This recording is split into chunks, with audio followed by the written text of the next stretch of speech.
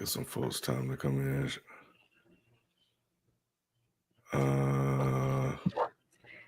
Shelton is here. Add him. What up, Shelton? Of course. What's happening? What's happening? That background is in violation of dead end sports policy. We need you to please. We need you to please switch to the regular background. I got a note for the day. No. I got permission for the day. Hey, Blue, I thought about you too, man. Hold on, let me get my camera. Make sure you can get this. Oh my God. Make sure you can get this. Make sure y'all get this. Hey, this right here. I need that shirt. Where you get that shirt? I need that. Make me one of them, man. Make me one of them shirts. I need that. I call this shirt a Cowboys draft day shirt. This my Cowboys. At this point, you can call it a Cowboys season shirt, off-season shirt, free agency shirt. Like it's all of the above. Shit. Oh man. We might get Tyreek Hill though. Remember you heard it here first. Might get Tyreek Hill. That'll be big. Yeah, man. Offense. Nah, Tyreek going back to KC. Nah, I can't pay him. He want to come to Dallas. What up, Nick? What's going on, Nick? I almost called off, boy. Nick, I started to put yours on, but I had to put Lou's on instead tonight. This is a Lou party. Hey, this is that type of occasion to call out. If any show you weren't gonna show up for, it was this. Bro, I'm gonna show up. I'm gonna show up just because I was right at the end of the day. So I'm just going. It's one of the worst episodes in the history of my life here at Dead End Sports. I was on it. I was on the 8:15. I was just waiting. You was late, nigga. Shut up. You was celebrating in Philly. Boy, I hate when the Eagles win. Boy, Eagles fans hate. That's a lot of hate. That's the worst thing in sports. It's one of the worst things in sports. I feel like Eagles fans able to gloat. It's one of the Really? This is like even when Foles. It was like that when Foles won too. Yes. No. I was celebrating. Eagles fans are disgusting, Ken. Like Eagles fans are some of the most disgusting groups of people on the planet Earth. It's crazy. Oh man. Now when Foles won, we all celebrated. That was the because he took down Brady. We all celebrated. Yeah, that couldn't have been as bad because he took down Brady. I didn't. I was mad. And they were legit underdogs at that time. That's fucked up. They still the worst team in the NFC East legacy wise. I got to go back. I got to follow anything I can follow on at this point. Y'all still out of all four teams in the NFC East, y'all still got the worst legacy. So Dak said y'all still got the upper hand though today. Dak said that y'all still got the upper hand though. He said everything still runs through Dallas. Bro, I'm not listening. He didn't say that, man. Yes, he did. I meant to say it to y'all, Ken, but I forgot. He didn't say that. He just said it close. Yeah, he said that we closer than what people think we are when it comes to them and the Eagles. No. Where? No, he said he said we get the best of them. That's what he said. We got the best of them in Washington. That's what he said. They got like 2 Super Bowls in the last 5 years. What is he talking about? I don't know what he's talking about. I have no idea. The D in Dallas stands for delusion at this point, bro. I'm just a fan. Like I don't co-sign none of this shit. Dion just said the other day, he was on Dan Patrick. He said Jerry Jones is the only person that puts his team in position to be expected to win a Super Bowl every year. It's something they put in the water. He said expectations. He didn't say product. He said put in position. Yeah, for expectations. You're right. That's still crazy though. Yeah, I mean, it's crazy after like if you haven't even been to a conference game in what 27 years. Yeah, but that's true though. Because if you think about it, every year up until this is the first time, Lou, you probably have ever said what you're saying now. Most people don't say that. That's true. Yeah, most people always say Dallas got a shot to be at 1 or 2 regardless. before this season, they won 12 plus games or 11 plus games. Like for the last 3 years, like, you would think a team like that is a contender. So I mean, these last 2 off seasons really like just prove it though. He don't really care. He just trying to make money. Yeah, regular season Dallas usually always show up. Yeah, I'm here. I'm still a fan, but I ain't. Okay, I'm like Q. On his way. I'm the Q fan now. What you call it? The Q fan. That's how I am about the Cowboys now. Hey Doc, check the chat, private chat in StreamYard if you can.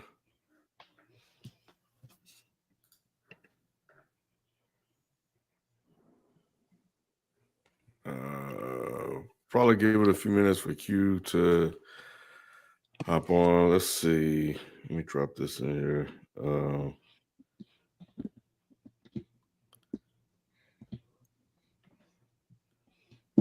Oh, I didn't. I forgot. I should have put this or should have mentioned this as one of the questions while we waiting on Q. The halftime show. Or do you want to say? I was just going to ask about that. You want to say that, kid, or you want to? No. Yeah, we can talk about it. Yeah. So where you at, Shelton? Because you're always the one with the mainstream crowd. So I got. You can't. Don't even entertain. Let me ask you this. Hey, let me ask you this real quick, Shelton. Shelton, can you ride a bike? Yes. Yes, absolutely. Most niggas didn't like that. Now I'm gonna tell you, Ken. What most niggas that didn't like the halftime show couldn't ride a bike. Ride a bike no more. They ain't grow up in a neighborhood or nothing like that. They don't really understand like black people. Not being able to ride a bike is insane. AB don't know how to ride a bike. AB don't know how to ride a bike. That's why I asked it. Oh, AB don't know how to ride a bike. I gotta clown his ass moving forward, bro. Man, wow. Hey, he one of the only niggas on earth, Nick, that knows how to swim but can't ride a bike. He just don't know how to ride a bike. Yes. But the halftime show was very interesting, and I haven't had a chance to relook at it. I know there are about 1 million think pieces out. I can say I was very, very shocked he didn't do more hits, and I thought that was really risky to just do G&X like that. So that was an interesting decision. It kind of fits Kendrick Lamar because he kind of does march to the beat of his own drum to a certain degree.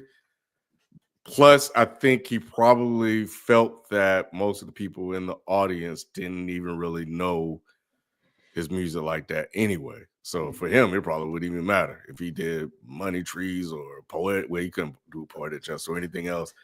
So on one hand, I guess maybe that was why he did it. Outside of just this story, it seemed like he was telling with Samuel Jackson and the performance overall. So yeah, because I was listening to the crowd and they were just like, "All right, we waiting for Not Like Us." and like, well, yeah, go ahead, Shannon. I wanted to get your thoughts first.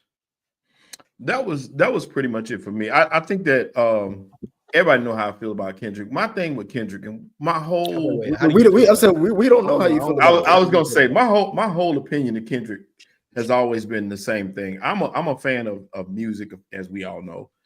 Sonically, it's not pleasing to me. His voice, I just don't like his voice. That's what I don't like about. That's what I don't like about Kendrick. Yeah, he can rap. No, that don't. You can't tell me that sounds sonically pleasing. It's just not. He's very talented, and I actually enjoyed the halftime show compared to most, to be honest. But I just don't like his voice. I never have liked the way his voice sounds. Can you give me one more? I don't want to get too deep into this, but can you give me another example of somebody's voice you don't like to rap?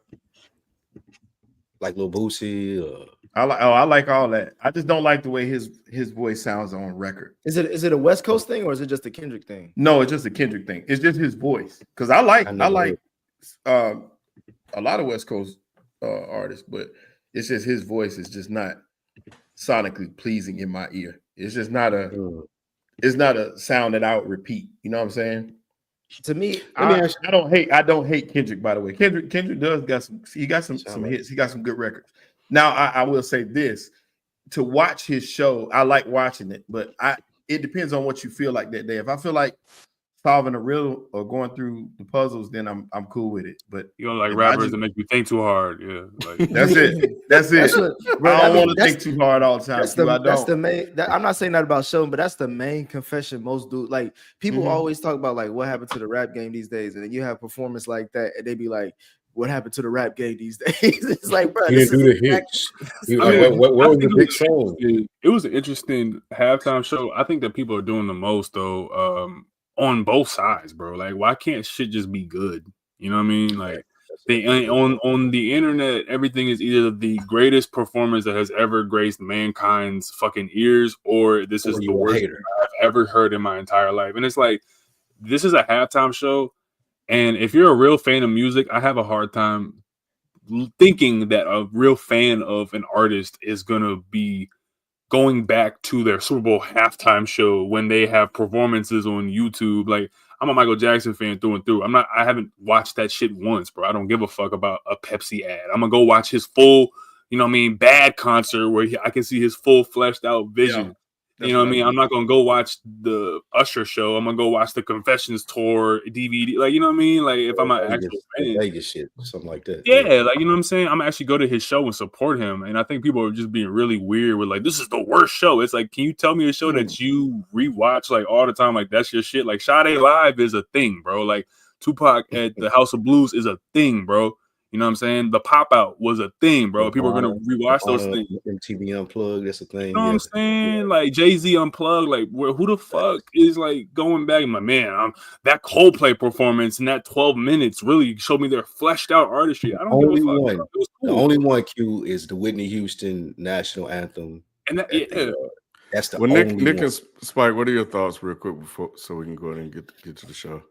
I thought it was great. I thought that people were expecting him to come out and do hits and kind of cater towards being on a Super Bowl stage. But what I respect about Kendrick is like, I'm going to do it. Like, I love the defiance, the having Samuel L. Jackson as Uncle Sam, the subliminal messages of, oh, you shouldn't be doing this. You should be acting more mainstream. And him doing the show like that, like, no, fuck y'all. Y'all brought me on this stage, and I'm going to do it this way. I'm not going to do the songs you know. I'm going to be a random, weird rap dude, and I'm going to do an acapella song you've never heard on a Super Bowl stage, and I'm going to hit you with the Not Like Us just to make sure you know I don't fuck with dudes still. I thought it was great.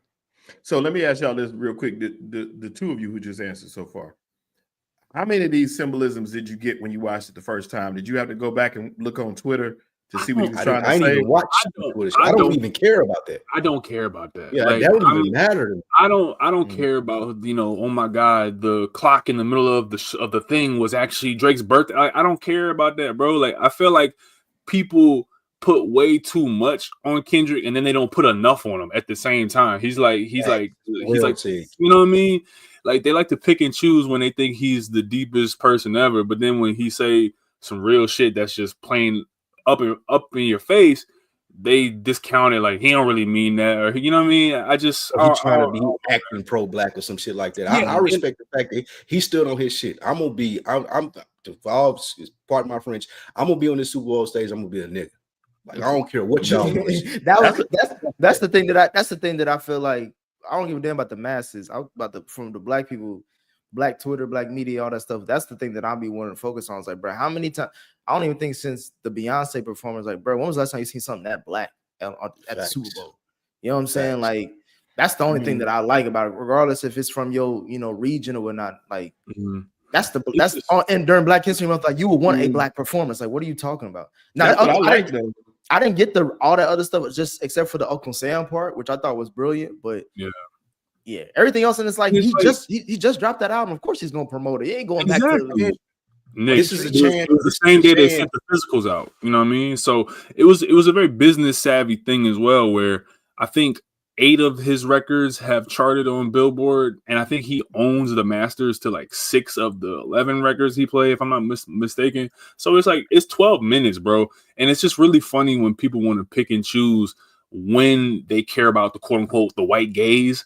You know what I'm saying? Like, when Kendrick doesn't have all the hits, y'all basically, not y'all, but the people who hated it, to me, the main critique I see is he embarrassing us in front of the white folk. He ain't playing enough poppy shit. And then y'all niggas turn around the next day and be like, man, hip hop, it's our culture, man. These other people coming in our culture and Tommy Richmond. Shut the fuck up, bro. Like pick and choose when you want to be, you know what I'm saying? Like, you want to be Nat Turner, and then you want to be Ted Turner. Like that shit is weird.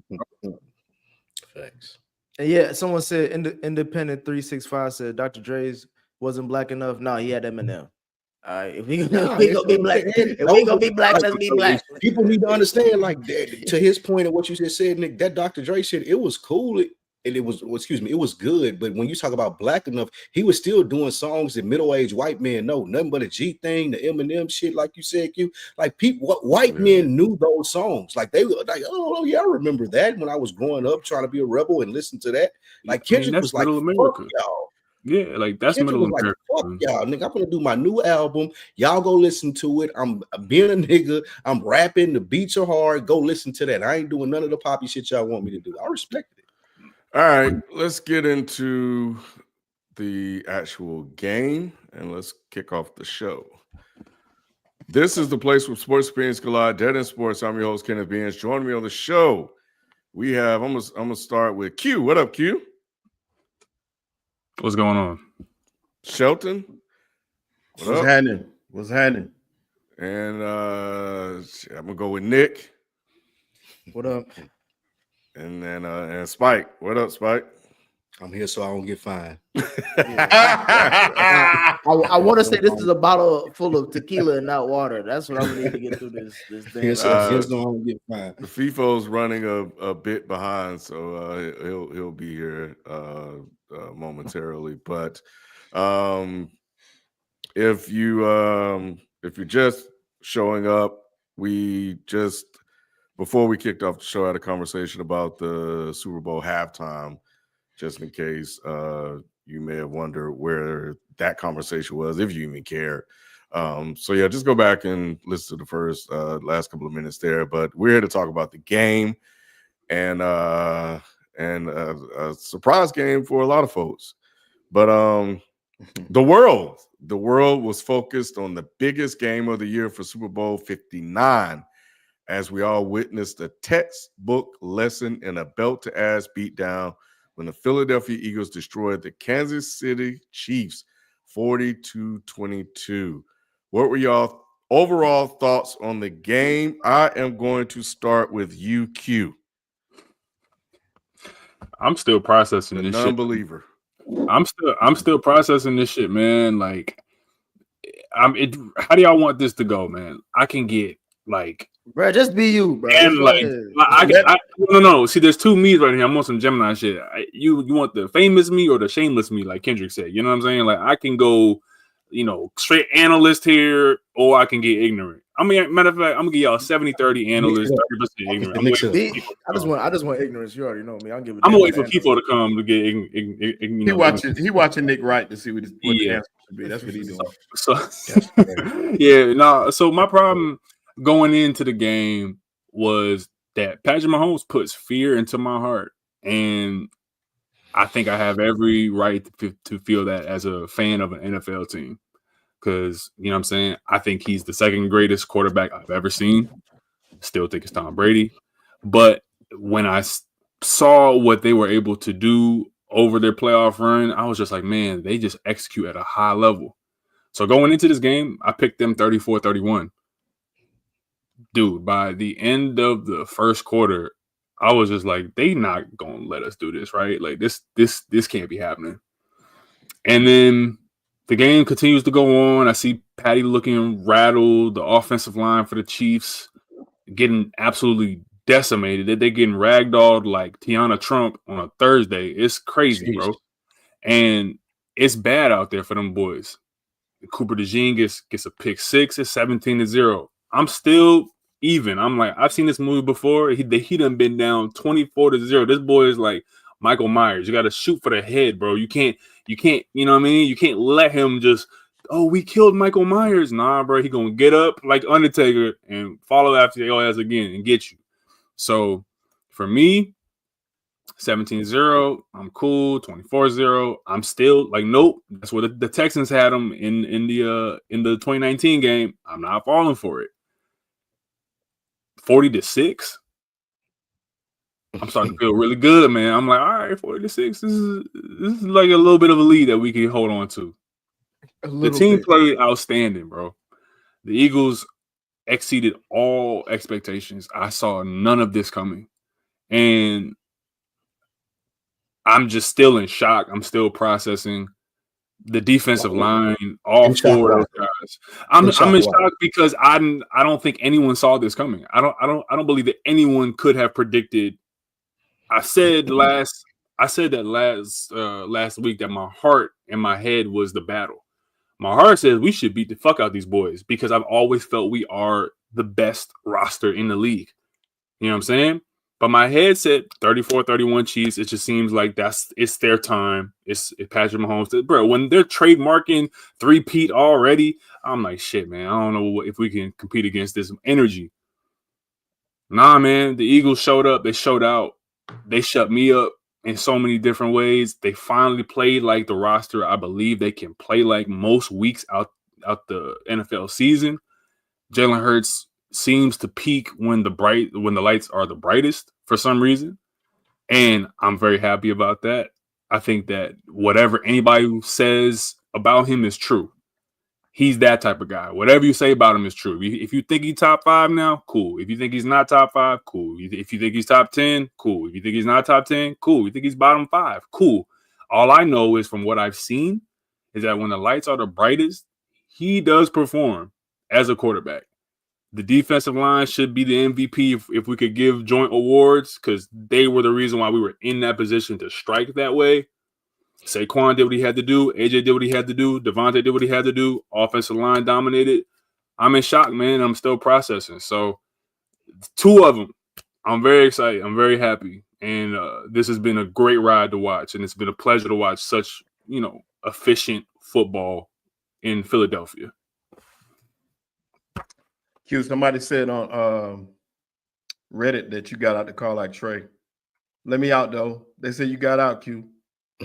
And I want you to know, I'm gonna say this, Q. You didn't start that this week. You've been talking this shit all this playoffs, bro. Don't act this shit new. Yeah, I've been waiting on this because him, just like y'all, talked all that trash. And I told you the whole time what was going to happen. Nobody predicted it was going to be a blowout. You picked them by 10. You picked them by 10, bro. Go back and watch the film. I was wrong. You said 31-21. 31-21. And I think it was 30 fucking points. I was wrong. I was wrong. I was wrong. It was 18. No, it was really 34. It was really 34. It really was 34. Out of here with that. 22. But my point to you is this. Mm-hmm. Well, no, go ahead, Nick. You go. You already started, nigga. Your team won. The point is this. I'm here to bring balance, bro. I'm not gonna be on the rah-rah. You can't bring no balance to this, Nick. Ain't no balance to it. Just like the game, there was no balance to it. There was no balance to it. I told you they did exactly what they were supposed to do to win games. That was the whole point.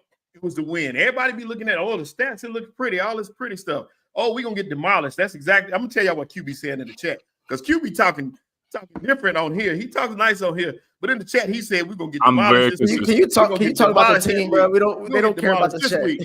I'm telling because it's the truth. It's the truth. I'm very consistent. And I kept telling you consistently wrong on this because I kept trying to tell you. I kept trying to tell you what was gonna happen. This was Errol Spence, Terrence Crawford. What were you telling me that was gonna happen? They were gonna be where they at right now. And I told you, everybody, just like I told you with this, everybody steps up when needed. This week is this person. This week is that. You said Saquon was dragging them. Saquon didn't have to drag them. Saquon benefited just like everybody else. I said Saquon was dragging them? Yes. Dragged them to What do you mean dragging them? To the championship.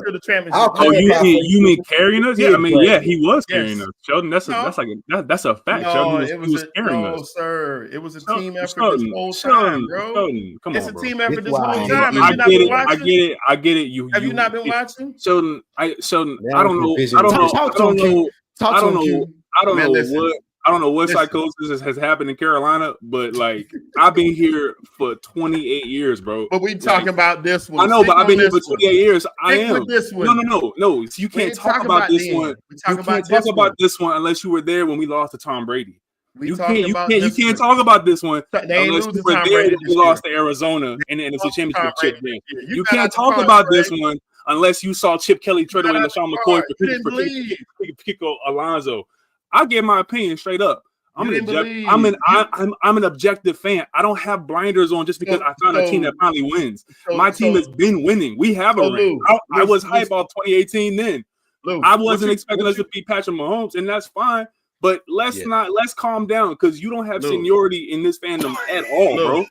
So Lou, I'm a hedger, right? Bro. I'm You're a a hedger, stepchild. Lou. You're a I'm a hedger, stepchild. right? You're a stepchild in this family. This You're a is the stepchild. definition of hedging. We're gonna get our ass kicked, but then you're gonna celebrate when they He's win. a Ain't stepson. that hedging? What is that? I'm the stepson. I'm a He a stepson. fan though. You're Like exactly that's right, Q. I told relate you what to was Q. gonna happen. You gotta listen.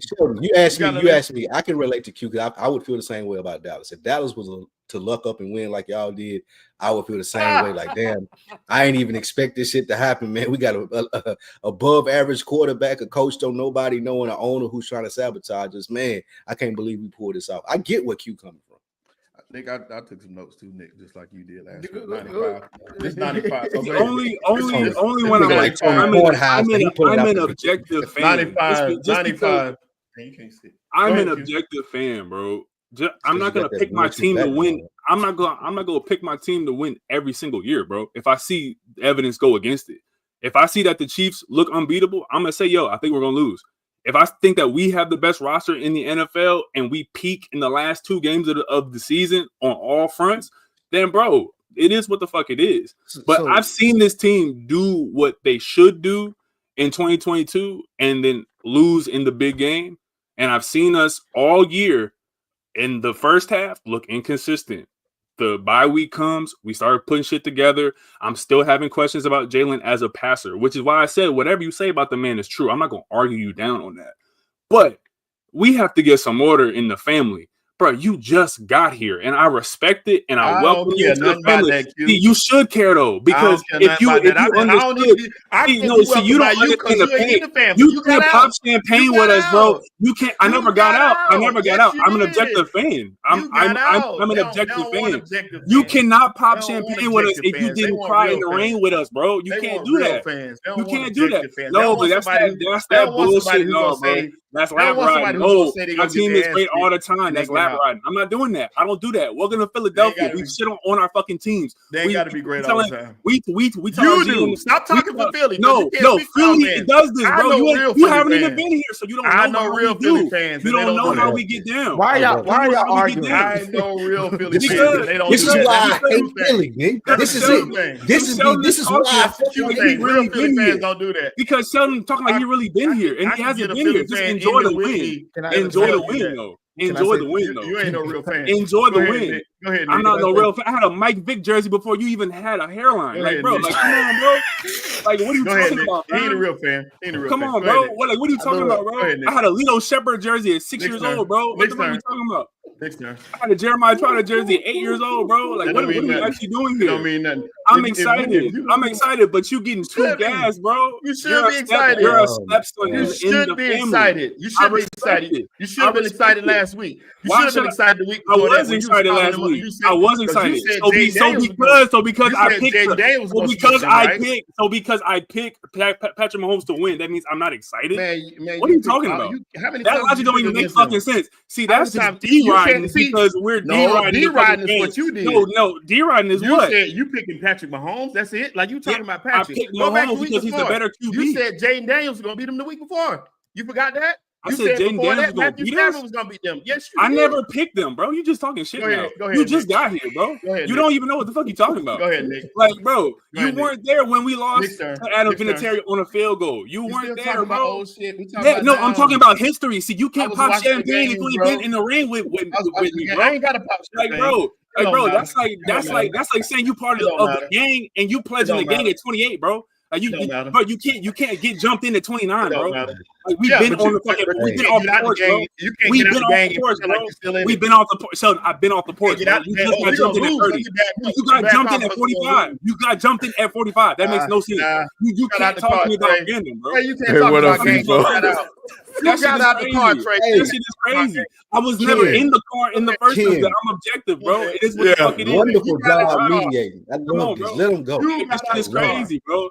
He You talking got about. out I don't the want to car. talk about before his frat brother got in the fucking I wanna talk organization. He about- don't let's give a talk fuck. about from the point where you That's gave what I'm up on saying. him, No, though. I don't do that shit. I talk about the that. entirety of my I'm an organization. objective- You I'm an can't do that because you objective ain't been here. I'm Because an you're a objective stepchild, fan. bro. We just married I'm you an into the objective family. fan. We just Get out married there. you into the Go fucking ahead, family. Nick. He was Your turn. in 2015. In 2015, he was rooting for Still trying Cam to Newton. explain. In 2015, I was rooting for Nick Still trying to Foles. That's the explain. fucking difference here, bro. Still talking In about him. 2015, Talking about now. You he wasn't was rooting for rooting him for this year Luke 'cause you Kuechly. said they was gonna In lose. 2015, he was rooting for Luke Kuechly. In All right. 2015, I was rooting for motherfucking Eric Rowe. That's the difference, bro. You need to know the fucking names of what the fuck You we said talking they was about. gonna lose. Just bro. pop Go your ahead. champagne and Go enjoy ahead, it, Nick. bro. Go ahead, Like, but let's not I get didn't gassed and enjoy- start talking shit I to didn't actual enjoy it. fans, bro. Who You would got have out been the next? car. Show.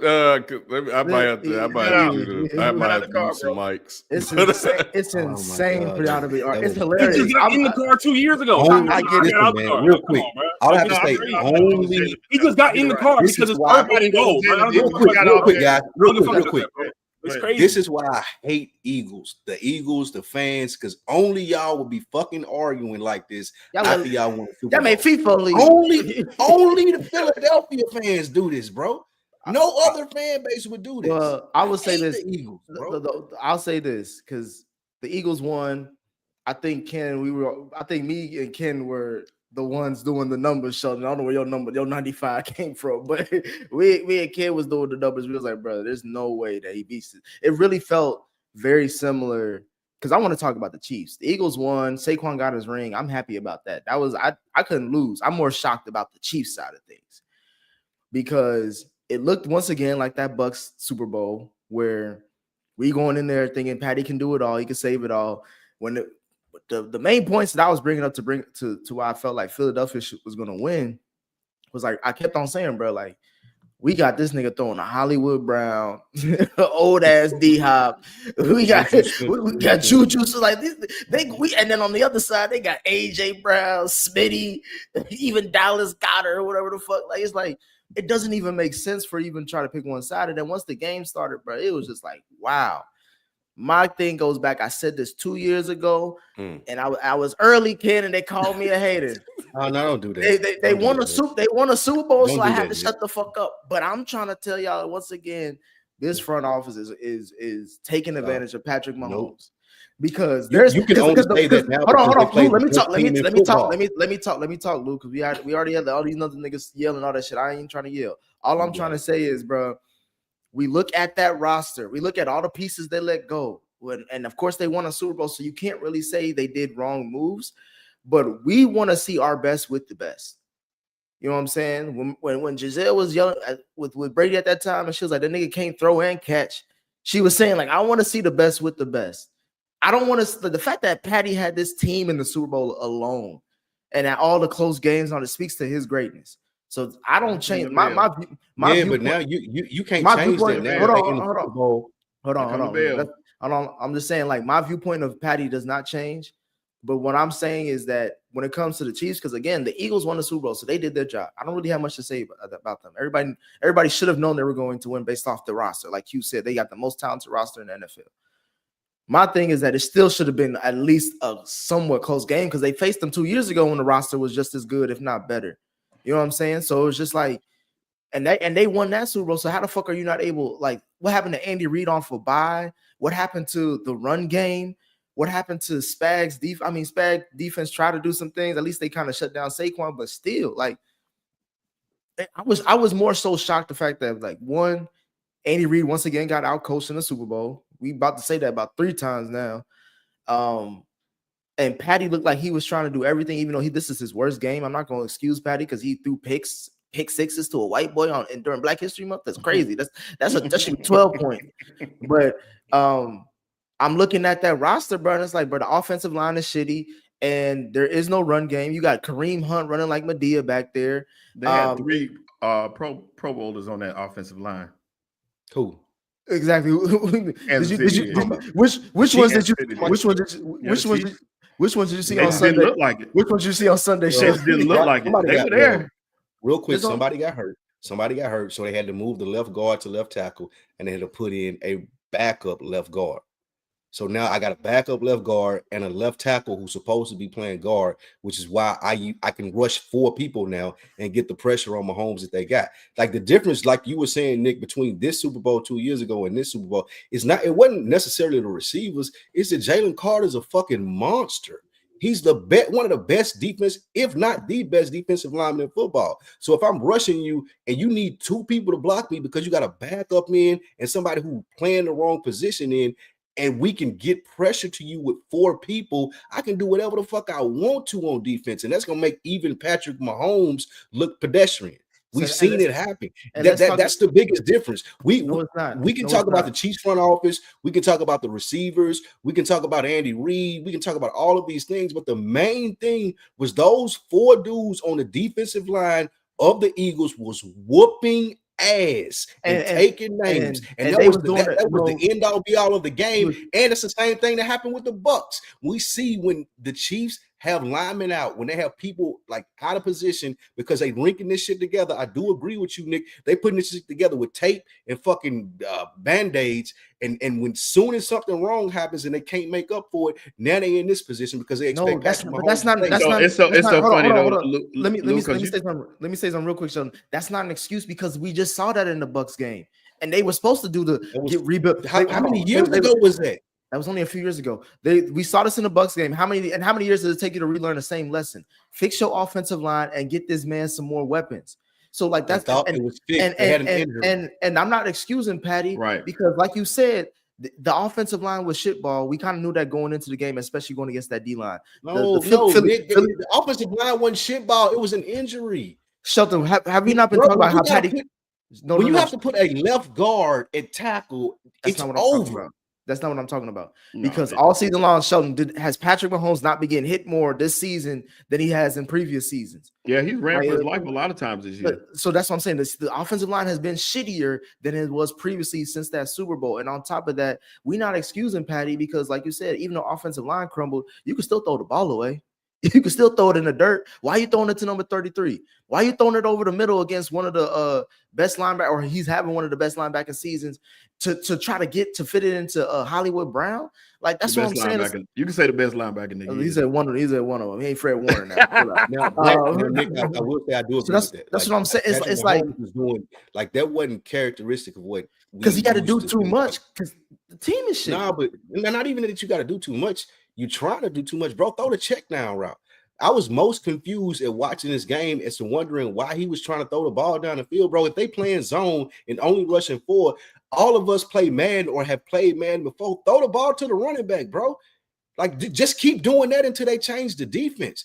He kept trying to look downfield full of open holes in the pocket, trying to be cute, trying to do more than he could do against this defense, and it came back to bite them in the ass. It didn't help that Andy Reid was on the sideline. Like, I don't know what kind of plays he was calling, but all throughout the game, you kept looking at it, and it was so confusing. It was like, why won't he just throw the check down? And he never did that. The running backs have to be open, bro. If I got 7 back in zone, all you do is throw the flare out and keep doing it or throw the screen. We know that. We play Madden. They never did that, and that's insane. So whose fault is it, Lou? Patrick Mahomes. This is the worst game I ever seen him play.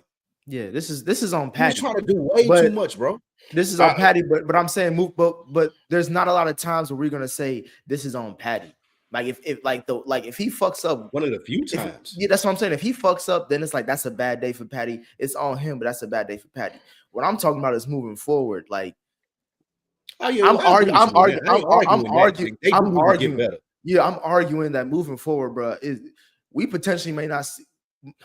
I'll say but in this specific moving scenario, forward, the Chiefs are in trouble. The Chiefs are in trouble. In this specific scenario, when you agree, it looked weird that he kept trying to make plays and do like Ken said this in the chat. Like he's trying, like you too amped, bro. You need to calm the fuck down. You need to act like this is week 8 in Oakland. Throw the ball to the running back, get them 3 or 4 yards every play, and y'all are gonna be cool. He kept trying to throw the ball into the teeth of a zone. Everybody knows anything about football. You can't do that. It's not gonna happen. Go ahead, Ken. I mean, we had a conversation about this, and I said that, or pointed out that if they come in trying to stop Barkley, Jalen Hurts with AJ Brown, Devontae Smith, and all those guys can't throw the ball enough to beat them. And that's exactly what happened. And along with the defense. The thing about last week when we were making our picks, I wish FIFO was here, but he jumped off. FIFO and Spike never gave a real football reason as to how they thought they could see the Chiefs beating the Eagles. It was just they got Jordan, they got Mahomes. And you can see, I mean, I was like listening. I heard Darius Slay on Richard Sherman and the things he was saying, and I was like, "Yo, this team is different." With how after week 4 they finally understood what Vic Fangio was trying to do, and you saw the change. Like hearing him kind of talk to Richard Sherman about that, and some of the guys on there, and et cetera, et cetera. It didn't sound like he was just talking like a lot of hype. So they had the defense. And it was just like, what would the other guys do? If these guys throughout the season they gave up what they were giving up 17, 18 points a game all year long. We've seen the Chiefs barely win games all season long. This was not a good football team. This was a team that managed to win games by refs or whatever you want to call it, throughout the year, these close games. But at some point, it's going to come back to bite you. Patrick Mahomes played awful. And the concerning pass for me was when he tried to hit Travis Kelce on it was either space and concept or a curl route, and he threw the ball low. But he was trying to throw the ball low and away from the defense. He did that multiple times in the game. I think the second possession is when I saw him frustrated. He wanted this three-peat badly. I don't know what type of offensive scheme they came up with or whatnot, but Andy Reid got our coach. Patrick Mahomes played like shit, and he just was not reading the defense at all. He looked absolutely lost out there, and it just became a lot of pressure. And yeah, that front four they were eating that offensive line up, and they couldn't do anything. But you got Xavier Worthy out there, and don't get me started. Hey man, when I saw DeAndre Hopkins miss that pass and Patrick Mahomes missed that pass, which they could have used those points, I knew it was then. I left at halftime. After the halftime show, it was no need for me to watch anything else because they thoroughly dominated these guys, throughout the game. And it's one of the reasons why I went with them. It's just they just were not a good team. They're a flawed team.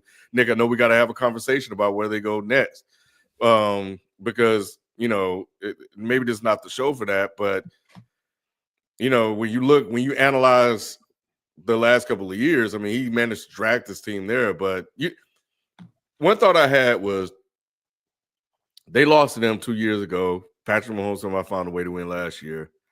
And what they do, they get it, and they went and got Barkley. This reminded me of almost like when when the Warriors went and got KD because they lost to Mahomes. And they were like, we need to go get a guy that's going to help us take the top. And they built basically a super team, a super roster, in order to beat him. And it got him a Super Bowl. And, I think that, kudos to the whole team for everything that they did to get to this point. And, Jalen got it done. And that's why I went in. He got it done. And who Jalen Hurts remind me of? Who's that? Tim Tebow. Don't do that.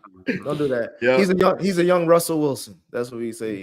I saw somebody say that too, Nick. He's young. It don't sound good in 2025. But and this is 2040. Man, McDuffie, bro. McDuffie looked like a child out there. Yeah, I'd rather have a McMuffin than a McDuffie. He got cooked 2 years ago, and I was thinking he was pretty amped for this game, but it didn't matter.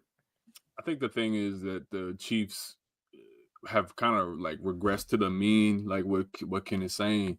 It's just I didn't think it would be that disastrous. it was an utter disaster. And I think that it's one of these games where like every narrative you want to put out there, I'm willing to agree with, depending on the team that you put it on. So it's like if you say that the Eagles were always a super team, I've been consistent the last 3 years saying that we have the best roster in the NFL and that this is how we should perform. There's no excuse. I don't need Jalen Hurts to throw 350, 400. I've never said that once. I've always said 220 and then rush for 50 yards, rush for 70 yards. I need 200, and then you see how lethal we are. You know what I'm saying? If Saquon has it going, that's the caveat. If Saquon has it going, keep turning around and give it to Saquon Barkley. I understand that. The Chiefs on the other side, if you want to say that they were not as talented and they won just off of situational football, some questionable calls here and there, I understand that as well. But I don't think anybody. I keep reiterating. I don't think, and if you say you did, you bullshitting, because 40-6 is fucking crazy. It's ugly. And no, it's crazy. Like it wasn't even fun to watch. If you're like not a fan of the Eagles, it's like, yo, this is terrible. I don't even want to watch this anymore. If I am Patrick Mahomes, I do think we do have to address some things in the front office. We do got to get a wide receiver. I need a number one, or at least some comparable committee wide receivers, because this is not going to cut it. And then Travis Kelce, I think that's done. And I think that all signs are going to point to Chris Jones being the trade piece to free up money. If I'm the Chiefs, I would rather my offense be unstoppable, because then the game is going to be in Mahomes' hands. I'm not going to load up on the defensive end if I'm the Chiefs personally. I just need them to be passable, because I think Spags, and this is from a money standpoint, I'm not trying to pay a bunch of blue chip guys on defense. I would rather, boost my offense and beat the offensive up, so that it's a matter of, all right, if you score, I know Patty can go down the field and score. So now it's just a matter of who gets the ball last. So that's what I think the philosophy should be, because the money is too tied up in other positions. Here's why. Let me answer that. Yeah, I was gonna say I disagree with that too. And the only reason I disagree with you on that, Q, is that's how they've been successful thus far. You rely on. It's not. Yes, it is. Their defense has kept them in how many games this year? We talked about it. But the reason why they only lost one true game this year. But we're acting like this team is trash. This team lost one game. But the reason why they're successful is because of Patrick Mahomes. No. It wasn't because of Patrick Mahomes. Y'all said it yourselves. That Patrick he didn't have his best season this year. No, I'm saying was stout all year. I think that's because the offense is struggling. I think both things can be true. Real quick, I think both things can be true. It's because of Patrick Mahomes, but it's also because that defense was as good as it was and able to stop people and give the greatest quarterback of this generation the opportunity to go win the game. Absolutely. So to what I disagree with Q with, I'm not going to get weapons. I'm trying to get Myles Garrett. I want to put Myles Garrett with Chris Jones and put my defense in a place where I know y'all going to have problems with this D-line. And now I can throw the Juju, I can throw the Xavier Worthy, even though they're not the weapons that I need. But if I got Myles Garrett and Chris Jones on that defensive line, it's going to be a long Sunday. But see, the thing about it is, if you look at the teams they play, they only how many points did Kansas City average this year? They didn't even score 30 once this year. Right. So that tells you that this team was driven by the defense, and you have an ultra mega star. You have the what many consider the greatest player in the game on the offensive side. I don't think you need to load up on offense. You may need one or two pieces, but you got Rashee Rice coming back. You got Worthy gonna step into. This is what I disagree on. I know we got to move on maybe to something else, but like saying Rashee Rice coming back don't mean shit to me. That's what I'm saying. You know what I'm saying? No. He's not. I'm not saying he's gonna be enough. I'm just saying you got weapons. Like they should be the number one team right now saying we need to get T. Higgins. They should be a number one team saying like whoever we need to do get like these little like Kim, bro, Xavier Worthy. One of the two times that Cam he's a rookie, man. One of the two times he was right this year was when he was talking about Jaden Daniels in that college football offense, and Xavier Worthy, all this nigga know he just fast. He just know how to run around. All the routes that he did was during Ken, we ain't playing fantasy football, so garbage time don't matter to me right now. But it's all garbage time. Touchdowns against like you said, Shelton, fourth, fifth, just stringers and shit like that. It's like all this nigga know how to do is run fast. And I can't say what after he got injured, but wasn't Rashee Rice nice until he got hurt? Wasn't he a number one? He was, but was he gonna make any difference in this game if he was playing? Not in this game. Rashee Rice got hurt. I'm sorry, go ahead. If you were the Chiefs and you can get T. Higgins or Myles Garrett, which one would you say? T. Higgins. I think you got to go T. Higgins because, bro, here's my philosophy with that. I'm not trying to show you real quick. I'll just got one response. Lou, I'm not trying to be Pittsburgh. I'm trying to be Kansas City. We ain't about to put all that money on the defense for no reason. We can't even do shit on offense. And here's my thing is that the philosophy is, if you're the Joe Burrows of the world, if you're the Patrick Mahomes of the world, you need a passable defense that's advantageous, and certain details come together when you get to the postseason. Once you start peaking at the right time, right? So you don't necessarily need an all-world defense to do what the Eagles just did. Because a lot of those guys are rookies. A lot of those guys are third, fourth. When you got Jalen Carter, Q. Like that's a fact. That's a fact. Best tackles of this generation. That's a fact. That's a fact. I'll give you that. But that's also comes down to drafting because of six other teams, if I'm not mistaken, had the opportunity to take Jalen Carter as well, and they didn't because of he was top 8. He was a top 8 pick. He'd have been fine with that. The college, you know what I'm saying? He didn't kill nobody. Don't do that. You know what I'm saying? But it's like, like Cooper DeJean, the Patriots traded up and they had Cooper DeJean right in their lap, and they didn't take him. So it's like it's a matter of your draft philosophy. But my thing with those two QBs in particular, because I think I'm starting making the case, I think they're closer than a lot of people think, is that when you get to the postseason and you start peaking on defense and you understand your role more, if you have the right coaching on the defensive side, I would rather my quarterback have the ball in his hand to decide a game as opposed to trying to get a stop to decide a game. And if you have guys like Burrow and Mahomes, that's why I would say do more for your offense than you need on defense. Do just enough on defense to be like solid, get the right coaching, but OD on the offense, bro, because it's scarier if you have Patrick Mahomes, like put Patrick Mahomes behind the Eagles and everything we got. Swap Hurts out, put Mahomes in that, right? Put Burrow in that, right? And then give us an average defense. I think people still fear the Eagles, with those two QBs as opposed to, you know what I'm saying? All right, well, we have some solid weapons here and there, washed up tight end here and there, and then a really good defense. Then you're just like, it's up to chance. The only reason I don't agree with that, though, is that's what the Bengals have. The Bengals have a loaded offense, but they don't have the defense. They have a horrible defense. I said a passable defense. They have an awful defense. And Shelton, I would say this: the reason why I would say the difference between the Chiefs and the Bengals for that point you're bringing up is that we've seen the Chiefs still be successful with a shitty defense or a shittier defense. Yeah, you know what I'm saying not this version though. No, but I'm saying like nigga, all he knows is the AFC title game and the Super Bowl. So any version you talking about, he's been successful. All I'm just trying to say is that we know we've ran into the ground that he don't need superstars to win a Super Bowl. Okay, he proved that. Now go get me some fucking superstars. Like, what are we talking about? Let me y'all are taking away from the fact of how good Myles Garrett is. I see my man in the chat saying I live in KC, so I watch a lot of games. Like Myles, this is a generational. Can I ask a question? Are they even? Is there a conversation about them getting Myles Garrett? No, they're on the list, Ken. I think they're I know. But is there a rumor about that? Why are we so fixated on Myles Garrett? What I'm saying, Ken, is why wouldn't they do that? That's probably the best move for their football team. You know what's crazy, if I got Chris Jones and I got Myles Garrett, I don't give a fuck if you got Joe Burrow. I don't care if you got Jaden Daniels, any one of these quarterbacks that y'all are talking about. If I got them two dudes rushing the passer under 2 minutes left in the fourth quarter, I feel really good about that. What are you going to say? And I got Patrick Mahomes. What's crazy is he's rumored to either be going to Detroit or Philly.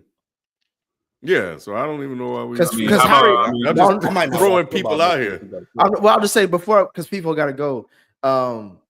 about Michael Parsons. Howie Roseman is a genius for this alone. The contracts that he has and the timing, because he got Jalen Hurts he's their most expensive player, making less than $30 million a year next year, I believe. Mm-hmm. And he's paying Saquon. Basically, Saquon's probably the greatest on the greatest NFL or sports contract as far as production to value. Period. Right now, I was gonna say Jalen Brunson. That's Zach Bond, though, Nick. You rather have Saquon as a reason why y'all here than Zach Bond. No, I'm just saying contract as far as you talking about the money part. That's because he paid. I'm talking about production versus value of the contract. Guys that we signed, yeah, you know what I'm saying? Like that's what all I'm saying is that because now the Eagles you could probably pencil them in to the title game for the next 2 years. Oh my God. We believe so. Hey, what up, it should be that. Go ahead, Shelton, real quick. What up? No, really quick, and I was gonna tie into that too about Howie Roseman being that he made some brilliant moves all across the board. I'm talking about the coaching staff he put in place from Clint Hurt, defensive line. I can't remember the defensive back coach, but he put people in place to get everybody ready for these games. We talk about the stars, we talk about Jalen Carter, but people don't even mention like Jalix Hunt, a 3rd-round pick who nobody even know who he was. He balled out in that game. You had all those guys played good from move on, Zach Bond, Oren Burks. But it was the next. It was. I know, Lou. I'm sorry. He about to name the custodian. He gonna name the custodian. I ain't gonna name the long snapper did a great job of getting the ball. He did. But it was the next man up mentality, man, and that's what I'm talking about. A lot of teams don't have. We talk about their starters, but you talk about the next man up. You lost your defensive captain and replaced him with Oren Burks, and you didn't drop off a beat. So that's That's fine. Lou, he about to mention the bodega owner who gave a chopped cheese to the Gatorade pour. Like Jahan, man, if she didn't get this Gatorade, Jalen at the right time, man, it would have been crazy. I'm like, man. What happened to Jordan, FIFO? Hey man, it happens. It happens. But nah, look. What happens? Yeah, what's the you being wrong? You being wrong? What happened? Hey, it's cool. Look. I don't hedge my bets, but I've always said that this is what the Eagles should be. They should be a dominant team on paper. They by far have the best roster. James. I'm not, because I stood firm on my pick, and I'm gonna pick Mahomes until somebody proves it wrong, and they finally proved it wrong. So now, you know what I'm saying? You might have to take the field versus Mahomes, especially if they don't get that O-line in order.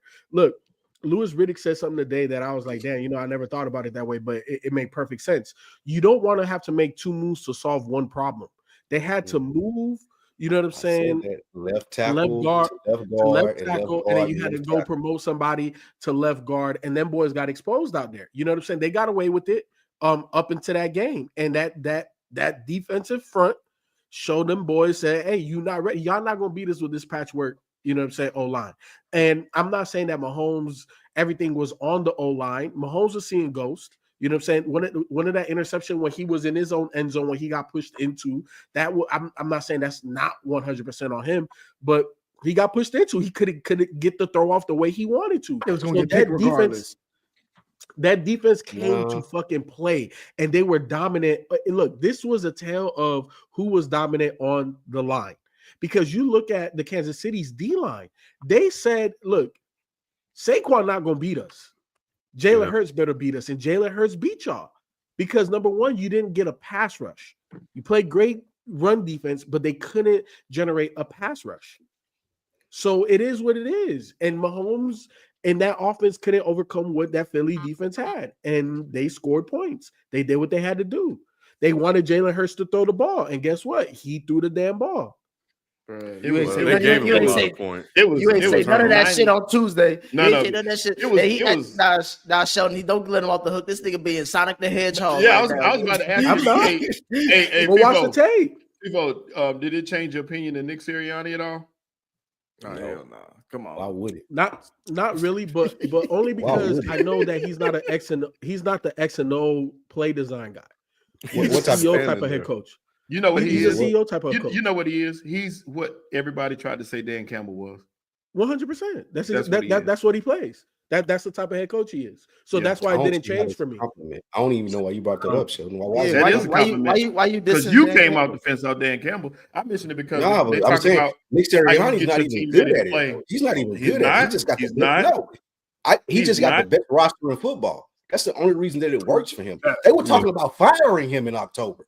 Yeah, so what are you He's talking not. about? No, This no, the same no, dude.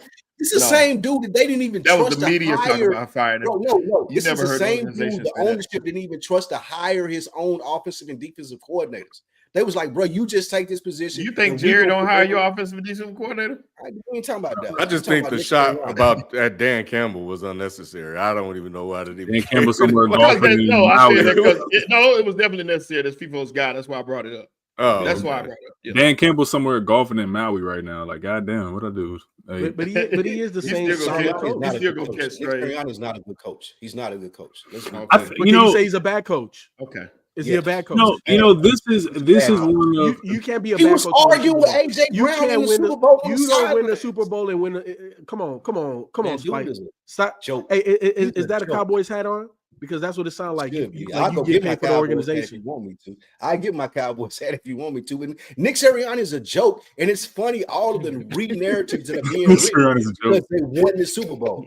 Oh, now Jalen Hurts is top 5. Now Nick Sirianni is a good coach. Now Kellen Moore should be head coach of New Orleans. Man, all this is bullshit. Everything you said is real. The Eagles have the best roster in football, and I will credit y'all GM for building that roster. Anything beyond that is bullshit. You got you got Kellen Moore fired. Eagles got him demoted. But I'm not mad at that. Like, I love it. I'm not No, mad. y'all about to spiral. Let's get one more thing about the game that we need to talk about. Jalen Hurts won the MVP. Any surprises there? No, because when the QB plays that well, you got to give it to him. But it's like, Do you? yeah, when the QB plays well, you got to give it to him. But dude, the way that the defensive front, that was the MVP for me because they created all of our situations. The defense was they were our rock to start the entire game. Probably for first couple drives, they set the tone, the interceptions, the fumbles. But especially in that first quarter, they came to play. Offense was teetering a little bit here and there. They got sparked by the defense, and they just rode that front four to victory. So those would be my for real MVPs. Josh Sweat, especially, like if I could put the guys in order, Josh Sweat number 1 for me. Number 2 probably be Milton Williams, and then after that it's got to be Carter and Davis. That just went crazy. And shout out Brandon Graham coming back from a torn tricep. You know what I'm saying? I remember when Brandon Graham got drafted in 2010. It was a really good night for me because I wanted him from University of Michigan. So it's really cool. Yeah. So who you keeping, Q? Who you keeping? If you got Milton Williams, if you're able to, man, Ajomo is right there, and I feel like you can get him for cheaper because he didn't get a lot of playing time. But I gotta keep Bond. I gotta keep Bond. I gotta keep Williams if I can. If I only keep one, I gotta keep Bond. So no Becton. I think that Jeff Stoutland is good enough. And shout out an underrated thing, and this is not like this is actually not a shot, but I know the Chip Kelly era was like riddled with like bullshit. But Chip Kelly brought us Lane Johnson, Jeff Stoutland, and he did make some good organizational moves on top of some horrible moves. So I want to give a shout out to Chip Kelly because this, foresight he had to bring these guys in. Gosh. Shout out to him too because the last 2 Super Bowls have given us those guys as well. We've given the Philly fans too much time to talk. He over Jeff Stoutland, he can bring in. I think Jeff Stoutland is our offensive line guru. Yeah, they talk highly about him. He's the reason. You might not know. He's the reason why Michael Parsons does podcasts instead of championships. But you know what I'm saying. Yeah. But no, Jeff Stoutland, I feel like he can elevate a 3rd, 4th, 5th round pick at this point. So I think Howie's going to be scouting for O-line. If Becton wants to come back on a 2-year deal, or if he wants to go max out, God bless him, man. Because you went from a terrible organization like the Jets. Shout out to Manny. And got you a ring, man. So shout out to him. And shout out Highland Springs High School, too. So all right.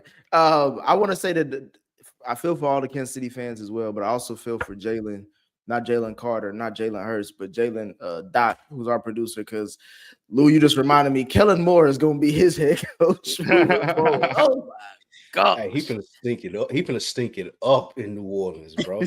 David Carter. What is it? Is it Derek or David? Derek. Derek Carr. David. Carr. David. It better not be Tell me David. everything. It don't matter, Louis. It don't even matter which Hey. way. Hey, he finna stink it up in New Orleans, bro. Yeah, they are in salary cap hell right now. They can't do much of anything. He should have And just stayed they get- OC for y'all. He really should have stayed one more year and rolled it out and seen what came up, because that's an arbitrage job. But I think. it's a head coaching job. So somebody says, That's crazy though. That's just I out want there, to be a I'll head coach. Yeah, I want to be a head coach out like that. I'm not taking. You would have to bribe me to take that New Orleans job, bro. Yeah. What? There's a reason that was the Hell last no. one left. There's a reason that job was the Hell last no. job. Shout out to the Saints fans out there, especially Jalen. Shout out Jalen, man. What up, Doc? Yeah, so it's gonna be interesting to see what the Chiefs do moving forward. Is Mahomes still a GOAT in the people's opinion? Who thought so? Nah. He's the greatest quarterback I've ever seen. He was never the GOAT, bro. He has to win it. He has to Could have earn been it. if he had won his game. If he had won his game, he would have been. I saw Now he got to win like 3 more Super Bowls. No, he well, don't. this is kind of like I saw a clip. I just saw the headline. The GOAT conversation is over, blah, blah, blah. And I imagine, I didn't even click on it. I imagine they're talking about Brady to Mahomes. And I'm like, Mahomes hasn't even done playing. How is it even over? That's what I'm saying. I saw somebody in the chat say that they have the same record after 5 Super Bowls, 3 and 2. So it's.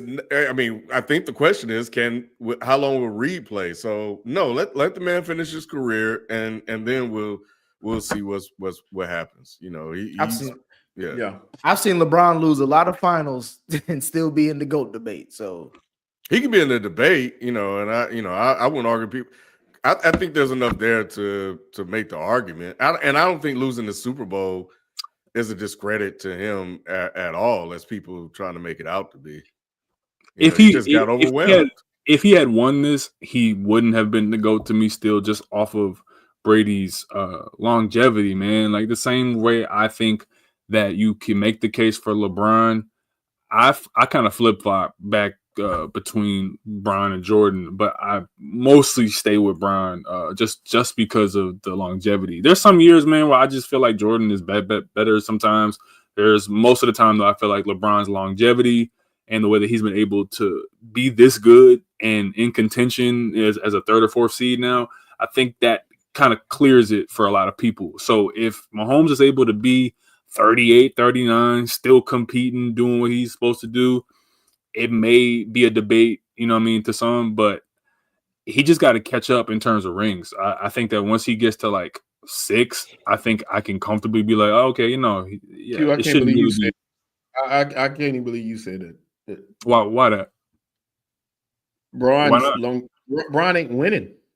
So I don't judge the GOAT debate strictly off of rings, though. I don't do it strictly off of rings.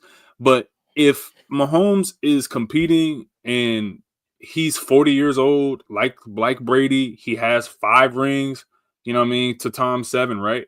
If he has 5 rings and how these Super Bowl losses or Super Bowl wins shake out for him, you got to weigh all that along with how the ride is going, man. If he's 41 and still doing this shit, like I got to weigh that against Brady being 41. You know what I'm saying? He could have 5 or 6, and I think that it's a debate, especially if he rings off another 3-peat to get to 6.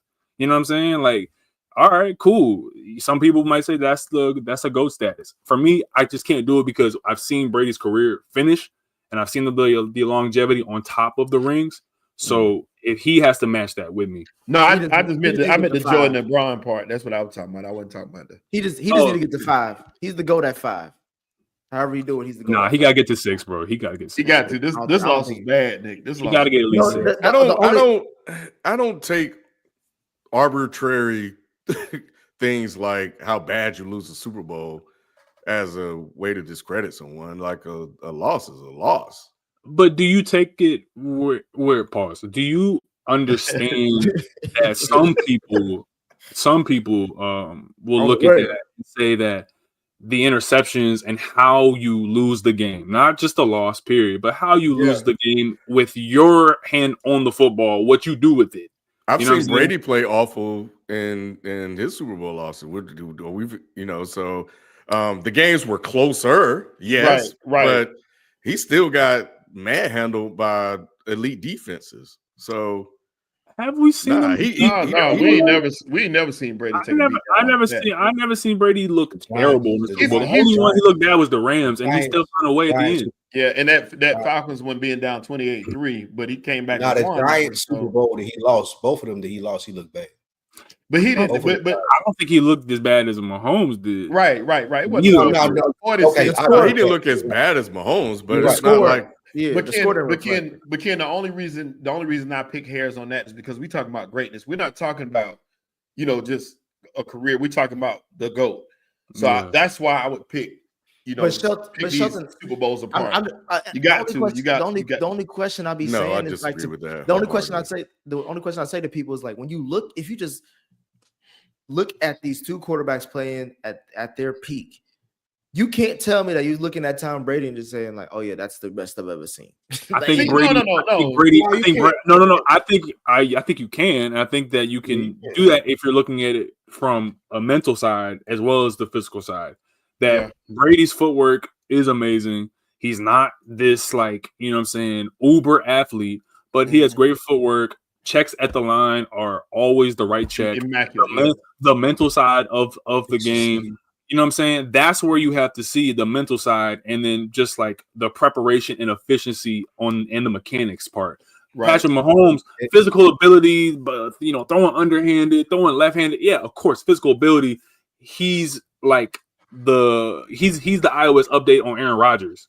You know what I'm saying? With a winning chip and a fucking clutch gene. You know what I'm saying? So I get that, but Brady, just from the mechanics, efficiency, winning, and clutch, I've always said that he has to get at least 5, but for me, he got to get 6, bro, because 7 is crazy. He talked about that. Brady That's the talked part about of- that too. He was talking about how in I gotta find the clip where I saw it because I was like, I ain't never even thought about that. He was talking about how locked in he was at some points where he could tell you he knew everything, that all the calls, he knew everything that they were running beforehand. So it was like it was playing the game on easy mode for him because he knew everything pre-snap. He said if he saw something he couldn't adjust out of, he would call a timeout. But for the most part, he could counter anything you do. He's playing chess the whole game. And that's the kind of what separates. And that was another thing that I was going to add too. And I was going to ask y'all about too, is like when we talk about who's better than who, when we talk about better, do we just mean physically gifted? Like this person got the gifts and the tools? Because we do that a lot with Justin Herbert. Everybody says that, or they say, physically he's great, but is he better than certain people because he can do it better than they can? No. What makes you So better? You still have to employ Yeah. it. But one real quick, FIFO, before you go, I just wanted to get this out while we're still relevant. The part of the conversation when you talk about Brady being a GOAT to Mahomes, we've seen Mahomes do things physically that Brady couldn't do. And that's what makes us lean to him being the GOAT as far as quarterback and the passes that he makes and no look and all of that shit. But we've never seen Brady be as bad as Mahomes has been, like in the Super Bowl, for example. Brady's never been that bad. So he may not have never been as good as he's been as physically, but he's never been as bad as Mahomes has been in Super Bowls when we've seen him against the Bucks and we've seen him in this Super Bowl. Like that makes us look at Mahomes differently. And now you're having this conversation about, oh, he the GOAT. And you want to give him that because he went 3 straight. But then I see him go out in the Super Bowl and do things just like elite quarterbacks don't do that, bro. Like, But how are you? no, but fucking up like it that in this happens game? though. But it don't. does happen. It don't happen to GOATs. Listen. It happing, but we having a GOAT conversation. But listen, it happen to people like that. Yeah, that's a different Listen, conversation. Go ahead. Listen. What we praise Mahomes for at times will get him in trouble. And that's the thing that Tom Brady would never ever do because he could never ever do it. He never had the level of physicality. So his game was always all mental. So technically, he shouldn't have as bad of a game because he's not going to spin 2-3 times around and trying to get rid of a big ass defensive lineman that's fast as hell and got a grip on him and then throw it left hand. Brady better. Yeah. Well, here's the thing. Obviously, that's an argument. I'm not going to definitively say one way or the other. I definitely thought I was more in line with you, Spike. If he would have won a 3-peat, he did something that Tom Brady never did, and obviously he's on pace to surpassing Tom Brady in terms of overall Super Bowl. So that's the reason why I was willing to give him the GOAT if he would have won, because nobody else has been able to do a 3-peat. Obviously, nobody still has been able to do a 3-peat. I also agree with we lean toward Mahomes because he does things we've never seen done. We've never seen Mike Vick. Hold on. We ain't never seen Mike Vick do certain things, Brett Favre do certain things, but we've never seen it done like Mahomes the way he does it. So that elevates him, and he has won doing it that way. Now, bro, he's only been a starter for 7 years and 8 years in the NFL. He still has a long time, barring career-ending injury, to continue to compete and chase Tom Brady. But let's be honest, it's only 2 people on that mantle. It's Mahomes or Brady. That's it. Them the two.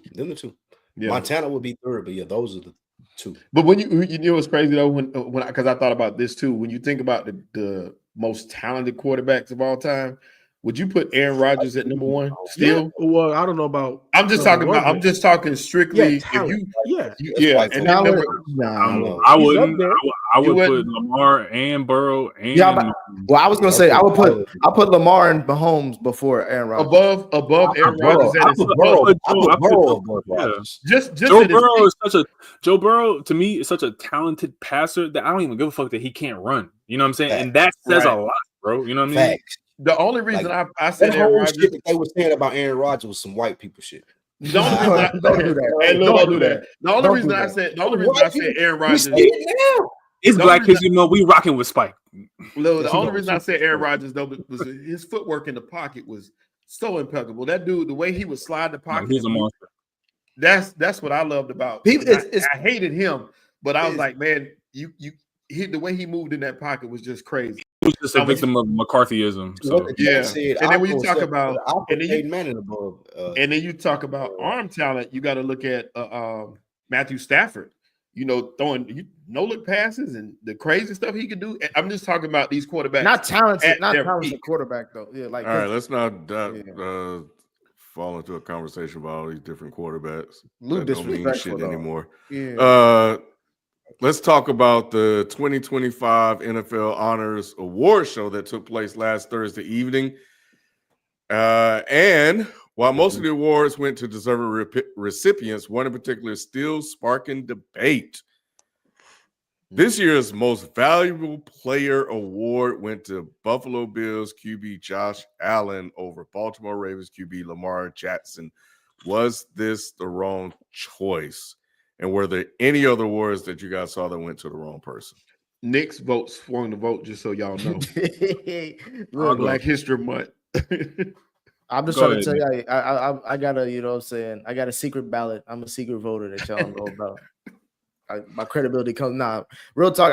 Bro, we all knew what was going to happen, bro. They not going to give it to the black man over the white man, especially the clean cut white man with the up and coming superstar actress that he got on his arm. Like, come on, like it was. He won. Like I said, Sheldon. The reason why I gave it to him because he won more games than Baltimore. If he didn't win more games than Baltimore, we would see Lamar get his third one. But he won more games with a shittier team, roster wise, and he faced off. I think. Of course, we always say it's a regular season award, but like what he did in the playoffs when he beat Lamar, I think people still voting, or like votes were almost turned in by that time. It's like you already knew he was going with. I'm not shocked. I would still have personally, I would have given it to Lamar, but I wouldn't be shocked about Allen. Yeah, I wasn't necessarily shocked either. If it wasn't going to be Lamar, Josh Allen to me is the right choice. If it isn't Lamar, and when you look at valuable, you know what I'm saying, you take Josh Allen off that squad, bro. Like that's not a playoff team. You take Lamar off of his squad and you give him a mediocre quarterback, like you're like, okay, they could make the playoffs. They might not win the whole shebang, but it is what it is. Again, I still think Lamar Jackson was the MVP, but if you're not going to give it to him, nobody more deserving than Josh Allen. He did have a spectacular season. Hey, Q, Yes, sir. did they give Josh Allen a DEI award? Mm. I saw DEI. that. See, Nick, I told you it's MVP, not DEI. I don't know. That's Hey, one. That's diversity can mean a lot of things. It don't mean hey, black. if you check the stats, just like welfare, they minority. get the most of it. You feel me? Like, but it's Mhm. cool. That's a whole separate thing. It's Black History Month. We still educating, but at the end of the day, I think that I don't think it was a robbery. I think that this was a three-way award. Personally, FIFO, I think that it would never happen because they're not going to give it to a running back unless you do something absolutely historic. But I think Saquon was deserving as well. But you got to give it to Josh, Lamar, and Saquon. To me, are top three, and I'm not mad at it. This was coming. This is the Here Nigga Damn award. That's fine if y'all want to say that. But Josh did really good this year. He proved a lot of people wrong. I'm sure Spike has a lot to say that he did not prove anybody wrong, but I still feel like it was deserving, and I think Lamar just got victimized by greatness fatigue. You know what I mean? Voter fatigue a little bit. People just got tired of it, man. So Greatness. I was gonna say FIFA. individual greatness, yeah. FIFA scenario. regular season great. They robbed individual greatness. They robbed Saquon Barkley of this award. He had a great season as a running back. He had a below average head coach. He had a running back for quarterback, and they still won the fucking Super Bowl. Saquon Barkley should have won this award. Like, he's the person that propelled the best team. But without Saquon, they still made it to a Super Bowl. Without Saquon, they still made it to a Super Bowl. He played on the most talented team. Look, that was 2 years ago. That was 2 years ago, and they lost. We seen them last year without Saquon lose 6 straight games and lose in the first round of the playoffs. They made one addition, and it was Saquon Barkley. That man came in and rushed for 2,000 yards, did his thing. He could have broke the record ever for NFL rushing. This is the MVP of the league. Fuck Josh Allen. Lamar Jackson did his thing, but Saquon Barkley saved a terrible organization. He came and put the cape on for a bum ass. Save a terrible organization. Why we let him talk? Why we let him talk? Why we let him talk? It takes one to know one. You know what a terrible organization look like. Go put on that cowboy hat.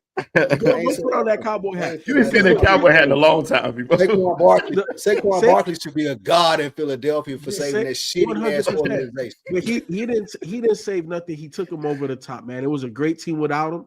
And if you take him off, and if you take him off, they still look like a playoff team without him, don't they? Yeah, but they don't win no Super Bowl. No. Okay, I understand that. Playoff. But we've seen them last year without Saquon. They lost 6 straight games. We're talking about the most valuable player. They're still a playoff team without Saquon. FIFO, they roster the only change. That Ravens team still a playoff team without Lamar. Without Josh Allen, them boys is picking number 1 and number 2. The Ravens roster FIFO with Saquon Barkley being added to it. They lost 6 straight games and lost. That wasn't the only change. Playoff to the fucking Bucks. The Bucks, like Baker Mayfield, and the Buccaneers. Come on, bro. That's Saquon Barkley's award. He's the most valuable person to any team in the NFL. No, he's not. He's up there. Yeah, you can say that. I mean, all three are very deserving. They had individual great, seasons, man.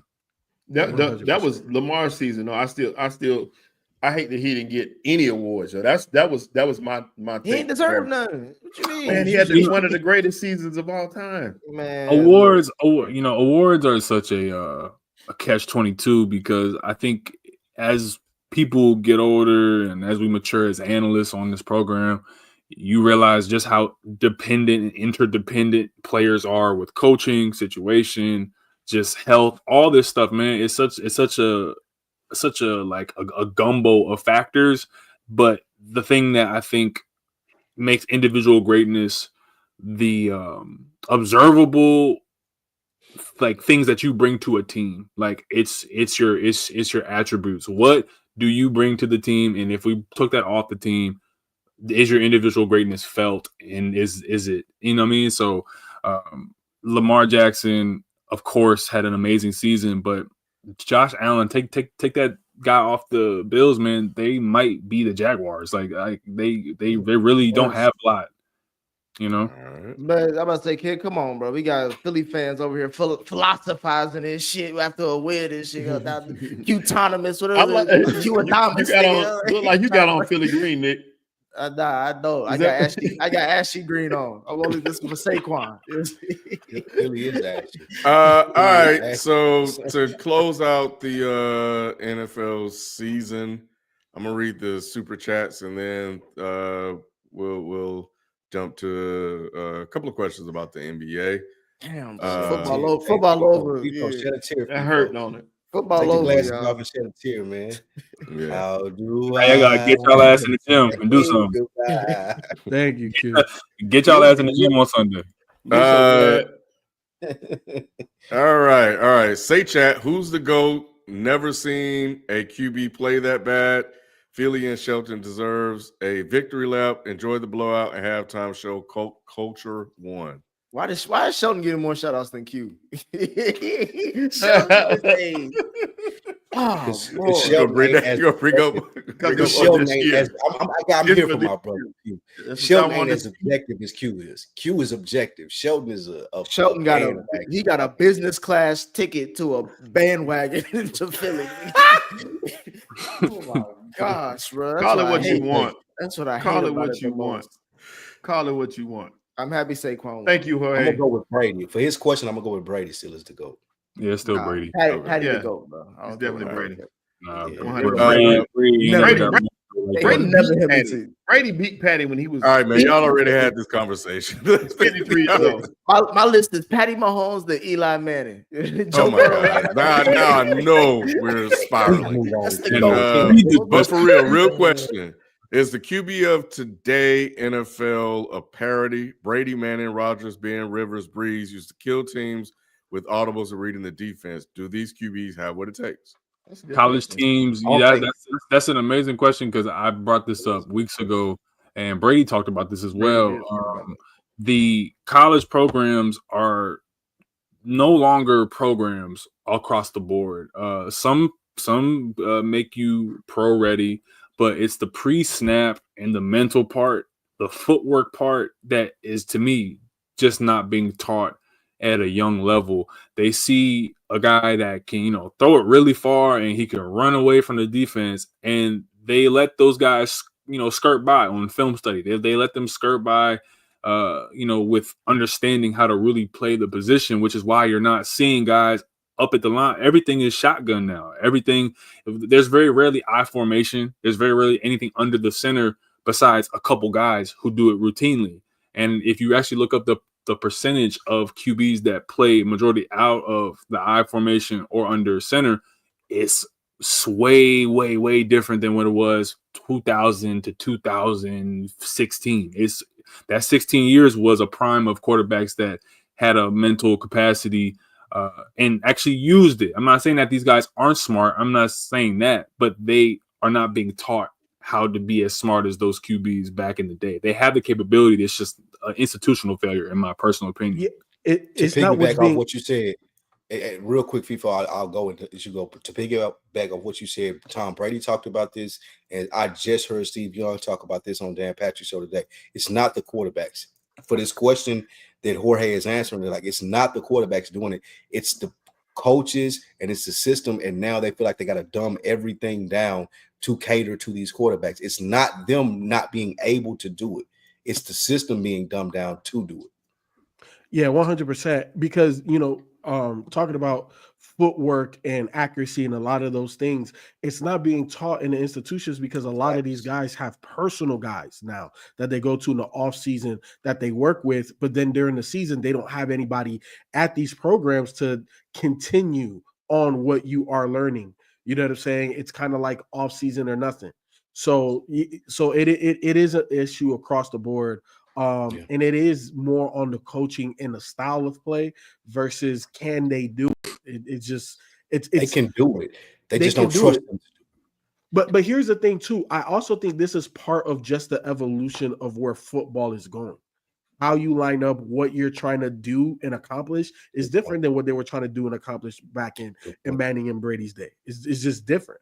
Man, these dudes are getting You know, the NIL money, fingernail polish deals, and all that stuff. Now they ain't got time to be worrying about training. No, but show you dismissing it. Yeah. It's not that they don't care. They It's like I think that these quarterbacks still care. It's deeper than that from a coaching standpoint.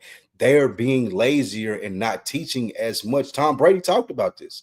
They're not teaching as much the fundamentals of the game, and they just using these athletic skills that a Jaden Daniels would have and trying to take advantage of that versus teaching me the actual skills of the game.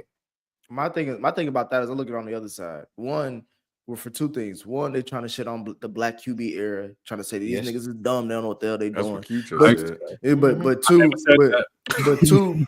but two, yeah. Also, that's all I got from people. Y'all be listening. That's why I be getting flamed. Y'all be tuning me out. The other thing I was gonna say, Ken, is that we so talented, we don't need all that extra shit. you gotta do calculus just to get across the road. He bullshitting because when Lamar don't do the shit that he need to do because of what a failure of a coach didn't do for him, now is Lamar's fault. But you know what I mean?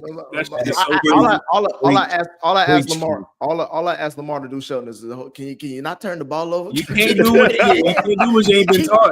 He put the ball on the ground. What's the QB play for that? What can't do what you ain't been taught. Maybe he should have checked into a run. Who knows?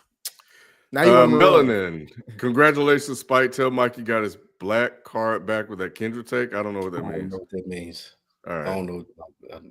They disrespected Mike, what? Hey. Yeah. Mike Mr. G Nugget, I know a guy who's never played like this in a Super Bowl game. He wears number 12, but go ahead and keep calling Mahomes the greatest. He's still chasing. The character or villainous arc, the unintentional villainous arc of Mahomes is so fascinating for me to watch people turn against this guy. I love it. People loved him. And now I'm in a room at this Super Bowl where people just like, oh man, I don't like the Chiefs. And I've been in that room with a lot of them when they did like the Chiefs. So I was confused. Yeah, it's crazy. It's the same place. Yeah, when he was chasing Brady, a lot of people, rooted for him. But then now that he's being chased, is whoever got the gun. It seems like that's what it is. Yeah. Once people saw how great he can be, and he can be better than the white man that we say is think about it, brother. NFL is losing all their shit to black culture, like black QBs are taking over.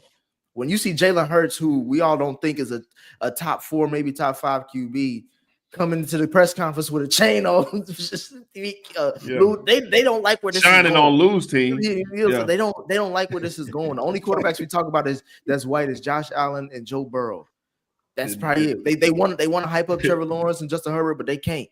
It's all black. That's what I'm saying. They've been trying though. They've been trying. When you see how great Patty is, you want to hate on him because you don't want him to knock off the dude that you trying to been propping up. You see Tom Brady everywhere, and he's shitty. Only time he was good was on the field. He can't even hold his marriage together. But let me stop. Wow. Hey, TJS. If he was a goat, he would have kept that other ring. Man, go ahead. Lou Miserable, and I love it. Fly Eagles fly. Man, here go the Patrick. Congratulations, Giselle. She just had a baby too. A couple of y'all said Pat was the best QB ever. Y'all standing on it. I guess Nick still 10 is. toes. 10 toes. No, I'm not. I was never standing on it. I'm not standing on it. I was standing on it. And to the ones who called him Jordan, the same thing. He's more Curry than Jordan. He's still up there. He just ain't. Wait just a second. He's still Jordan because he's preventing Joe Burrow and the rest of who else is it? That's Josh Allen, Lamar Jackson. He's still preventing them from winning rings. I think he's Jordan when he lost to Orlando. Holy shit. I think Pat is still or Pat Tom Brady is still the greatest. Pat Mahomes is still chasing. You know what I'm saying? He's still chasing the greatest. He's still getting chased by Patty the greatest. Brady's the most accomplished. That's all I look at. All right. Q, you doubted the Eagles all year. You know, real fan. That's hilarious. You've been dealing with. Rob Shelter is a Panthers fan. All right, let's remind him. Can we remind him again? Q said Shelton wasn't there when Road shut the vet down. Come on, bro. Yeah. Niggas will have real wars outside, bro. We really fought over that, bro. Spice Paul's at the end of the day, Shelton not a real fan of the Eagles, and Q got too much doubt. Okay. I'm an analyst, bro. I can't just say the Eagles will win every game. That shit is boring. Abel, y'all saw First Thing First Monday, best show on TV. Bro, it's the best. This is the fourth message I've received that said that. Bro, Jalen said I that to want to my see other it. homies. Yeah. I was arguing with my homeboy Willie about it. I was like, bro, they got the best show. He was like, nah, bro, I still watch First. I'm like, bro, fuck First Take, bro. First Things First for the last 2-3 years, I would say they've hit us like a peak. And it's random because if you're not a fan of Chris Broussard and who else? and the host Kevin White Wild. guy. It's the most random collective, but they do the best takes on. They got the most entertaining and best takes they got out. Is it more entertaining than the faculty to you? The facility. The facility, Yeah. I probably can't. so because I can't remember the name. LaShawn is what holds back the facility, in my opinion. I mean, for me, First Things First is cool. It's just I don't really like hearing Broussard speak English, so it's like I don't mind Broussard. He's funny. I still go with Pardon Interruption. That's my favorite one. Of course you would. Vibes and stuff. A white DB intercepting a black QB and returning it for a touchdown during Black History Month is a hate crime. it's DEI. I'm trying to tell y'all. Yeah. Shout out to Cooper. That was on his birthday, his first ever interception. Imagine your first interception against Patty Mahomes in the Super Bowl for a touchdown. Pick six, That's crazy. Brady giddy as hell watching Patty lose. Nah, him and Kendrick and Brady had their hater hats on. But I fuck with Brady, man. I fuck with Brady as a commentator. I like him as a player. Don't do that. Great guy. Great guy. Not during Black History Month. Great guy. Too much. We'll Great revisit guy. this in March. We Whedon boys get home with 4 D linemen is Chiefs kryptonite. That's a lot of the boys. That's kryptonite. anybody's kryptonite. What you talking about? Gotta have them guys, man. You gotta have them guys though. All the analysts this week have said on any one of the shows you watch, they've been able to rush with 4 linemen like you'll never beat that formula. Man, they was hitting too. Goodness gracious. Vibes and stuff. KC offense been mid since Nagy became their OC. What happened to Eric B? Eric B for president. I mean, Nagy's terrible. Chicago fans will tell you that, man. I thought Andy Reid was calling plays. Yeah, that's what they said. Now they That's blame what we were Nagy. told. Yeah. But now Nagy's calling it. Now it's Eric Nagy. B gone, huh? Yeah. Okay. We see how it go. Mhm. Just a couple more. Chiefs need a new running back. Pacheco angry run gimmick ain't working no more. Yeah, because we broke his leg. They need more of an O line than a new running back. Yeah, More of the Pacheco's O line fine. issue. They actually It's a just lot. need to reshuffle the line, bro. Like it's simple. Couple of draft picks, that'll be all right. Lou Funny, AF, I understand he releasing 30 years of misery being a Cowboys fan. LMAO. And- Lou reminiscing about that no salary cap. That shit. And last one to close out the season. It's time for dead end accountability. Be honest. Which Eagles take were you the most wrong about this season? Shelton, that includes you too. That's a good question. Which Eagles take was I most wrong about? Shit, mine is easy. I was mad at Sirianni early. After You're not wrong about it.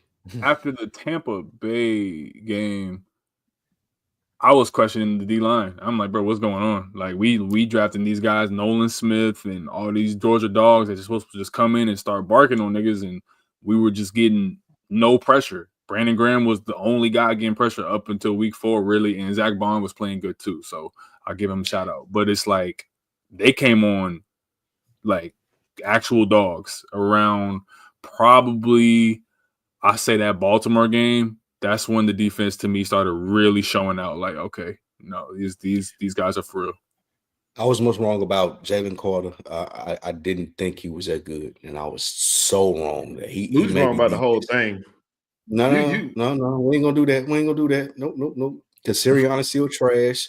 Y'all still got to run it back a quarterback. Like all those things still apply. Jalen Carter is still a monster, and Bond. I was wrong about Zach Bond. He a beast. I'll say this. I think my take was on Jalen Hurts as far as like not believing that he could do what he did. Not to say he did.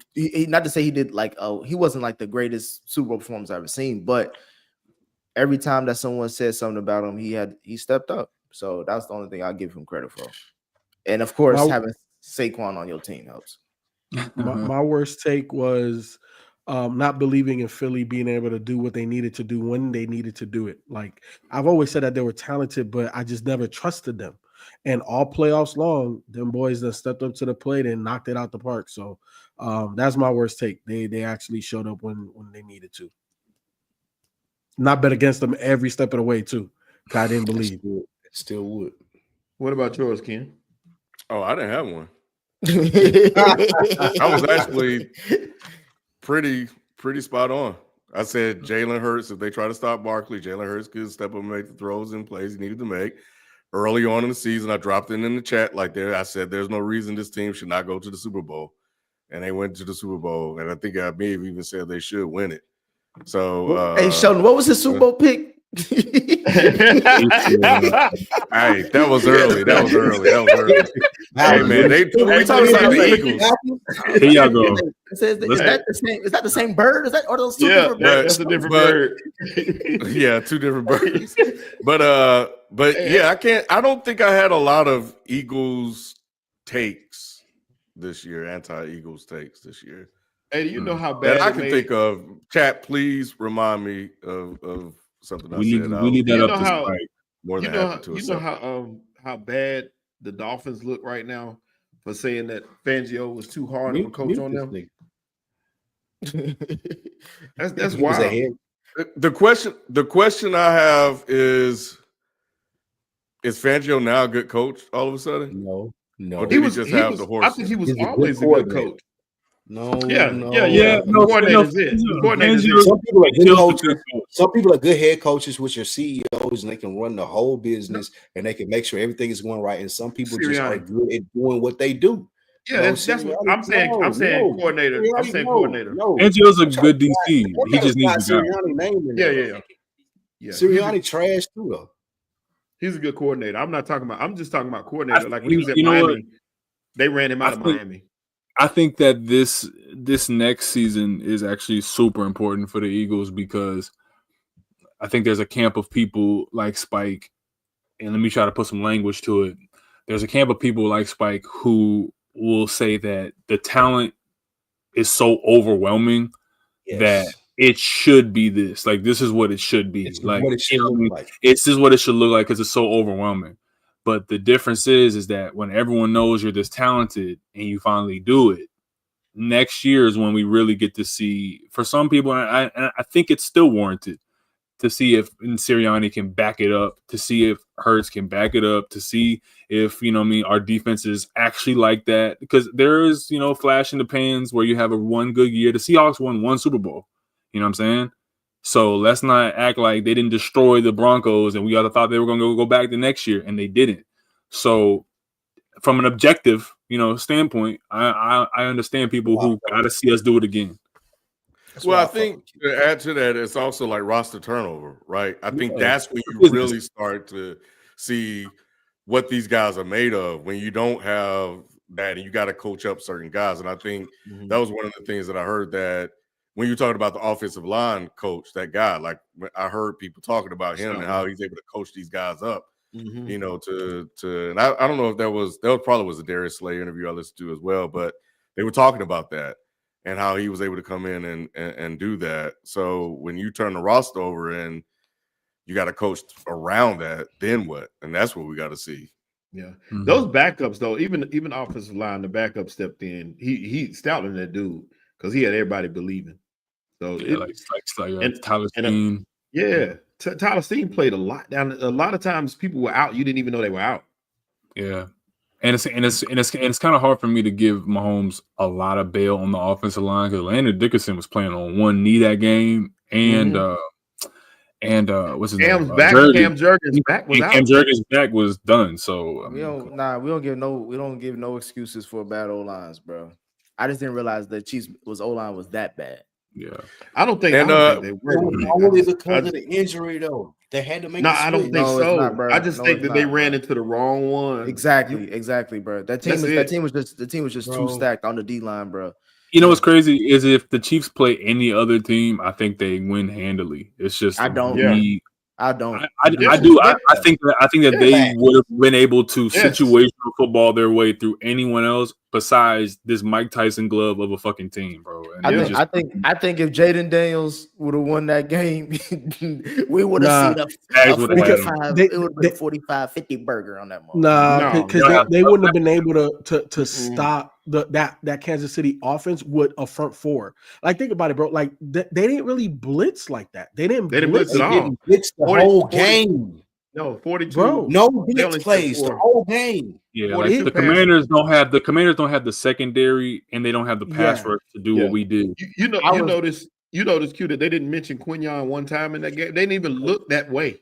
They're not looking, and Slay either. Honestly, Right? They kept trying in the middle of the field. They kept trying in between the numbers because they thought DeJean and maybe Rodgers, you know, Maddox. Nah, bro, Slay locked up, Avante locked up. Yes. I never seen it. I wasn't saying that Kansas City was going to be able to score. I'm just saying that defense would have got cut up, just like how it got cut up on Sunday. Look, if Kansas City can score readily, then it comes down to situational football, and that plays into their hands. I don't trust. Yeah, and here's the thing: they didn't really get cut up, bro. Like, we're talking about Saquon, the MVP, Saquon, the greatest running back, this, that, and the third, value to contract. That boy got, like, he wasn't what we seen him all season because they made a concerted 2 yards a carry. To be fair, though, that was the greatest decoy that you could have because you're keying in on Saquon so much, people, that it gives AJ Brown, Devontae, and Jahan Dotson. Like, come on, bro. That's crazy. Jahan Dotson. But they made a concerted effort to stop Saquon and make Jalen beat him, and he did that. Yeah, I agree. Because look, at the end of the day, you can't take away this is the NFL. This is not high school. I don't think Spags respected Jalen, and 100%. I think that plays into it. You're saying that FIFO, but the Eagles took away everything from the Chiefs. Yeah, they did. Because look, at the end of the day, if you can't hold, you know what I'm saying, the defensive line back, not even for like 0.2 seconds, bro, you're gonna win that game. At what point in the game do you realize that, all right, after your fourth sack, he got six times, bro? It gets to a point where, like, all right, this offensive line is trash, man. And that's where, you know, for me, we're not gonna relitigate all of this, but just this one point, I think that the Chiefs, at a certain point, it comes down to talent gap there. And that's what I'm saying. Like, the Eagles, for everyone who's still a little bit agnostic, not true believers yet, you know what I'm saying? Like, I've always believed in the talent on this team. I think that other people are the X's and O's, the decision makers and the coaches as good as we think. Is Jalen individually as good as we think? That's going to be up to next year's performance. But who's the next OCQ? I think we're going to promote from within, and if we're not going to promote from within, I think Howie's going to find somebody, and it might be from college. I'm here. Frank Wright. I'm like, look, here's the play. Where's Saquon at? Hey, Q. Speaking of that talent gap, I couldn't help but wonder if Jalen was throwing to Xavier Worthy, Hollywood Brown, and old washed up Hopkins. With that game, it would look completely different. I gotta take with that one too. This says if. Hey, you can't even see none of my thing. This says if. I know the ifs are coming.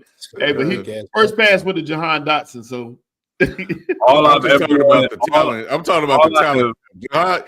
Look, what's the saying? A steak, a garbage can, to get a steak every once in a while, something like that. You've seen irrelevant niggas score all the time. That shit happened with the Brady and everybody. That doesn't mean shit. The broke clock is right 2 times. Yeah, that's it. I said this when we beat the Rams, and I said this after the Green Bay game while I was very concerned. I don't need 350, 450, 5 TDs because we have all these great weapons. That's fine.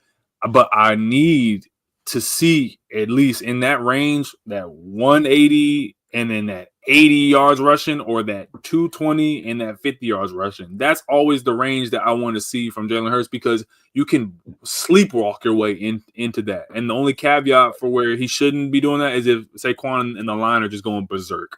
But on average, that 280, 60 yards rushing, he should have that all the time. Bail, bro. I got him a Super Bowl. Hey, I was pissed though. And I'll tell you why, because Saquon cost me some money. I just knew Saquon was Because going Man, to y'all get think it. real Saquon couldn't played a get good it. game though. If you actually go back, Sheldon, if you actually go back and watch the game, He played a real good game, he caught that really good pass, and then he had like 3 runs where he broke it for like at least 8 No, yards. he was fine. Question Q. for the panel. It's just I'm Question just for the talking about my bets. That's all. I Yeah. betted for him to rush for Y'all 80. think and before he we get did out of here, do y'all think Jalen Hurts will win another Super Bowl?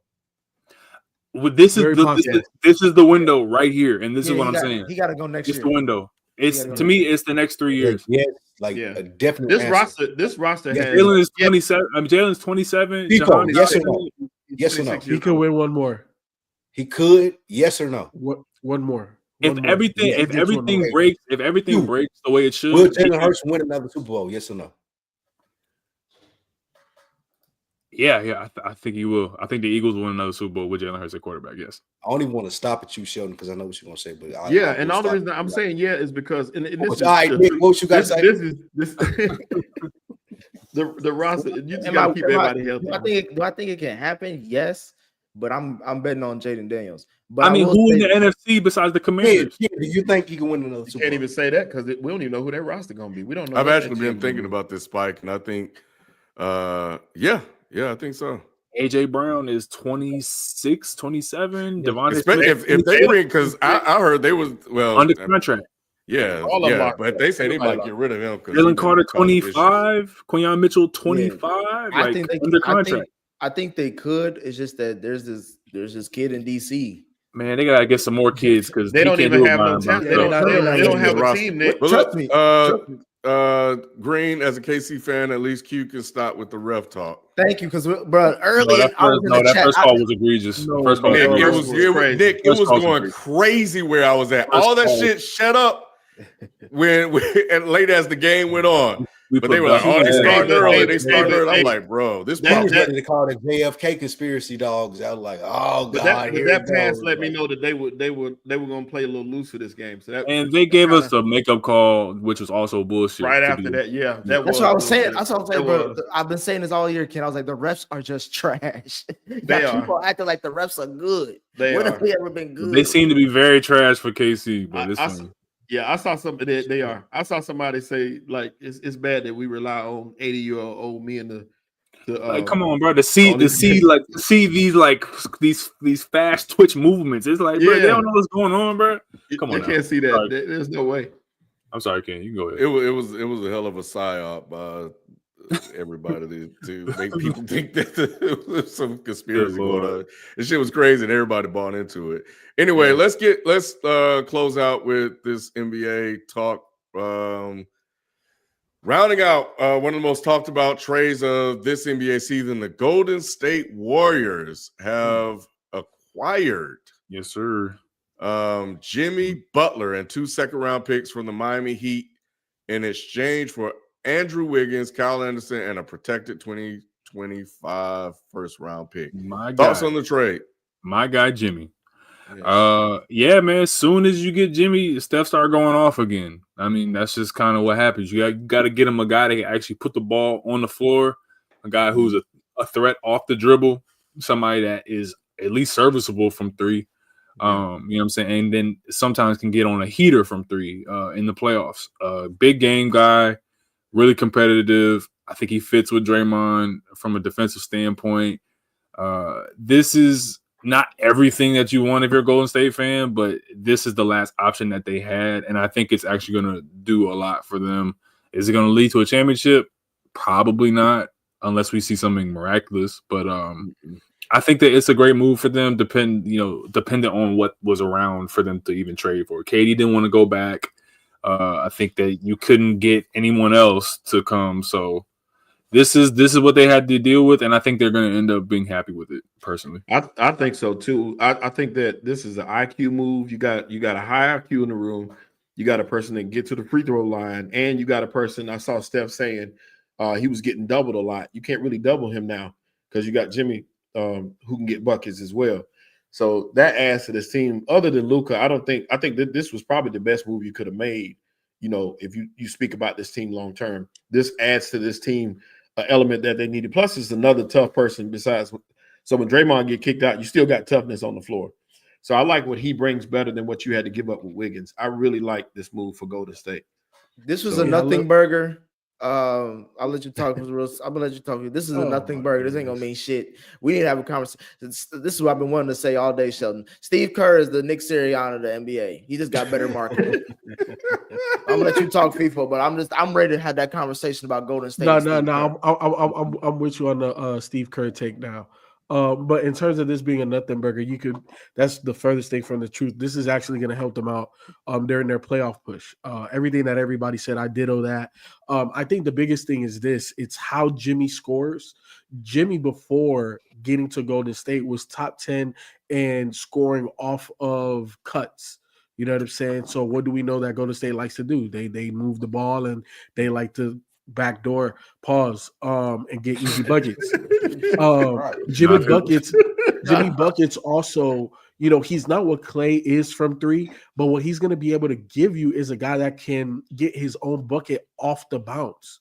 You're saying they haven't had a guy like that. And I think the biggest part of the trade is this: you keep Jonathan Kuminga, because let's be honest, I'm not saying that they're going to play for a championship, but you're going to need guys at that 6'8", 6'6", you know what I'm saying, lengthy wing position that can go out there and be competitive, right? Like you may see the Lakers. Lakers got a plethora. Now that they got Connect back, you got AR-15, They got him Luka, back. LeBron. Yeah. They wanted him to go.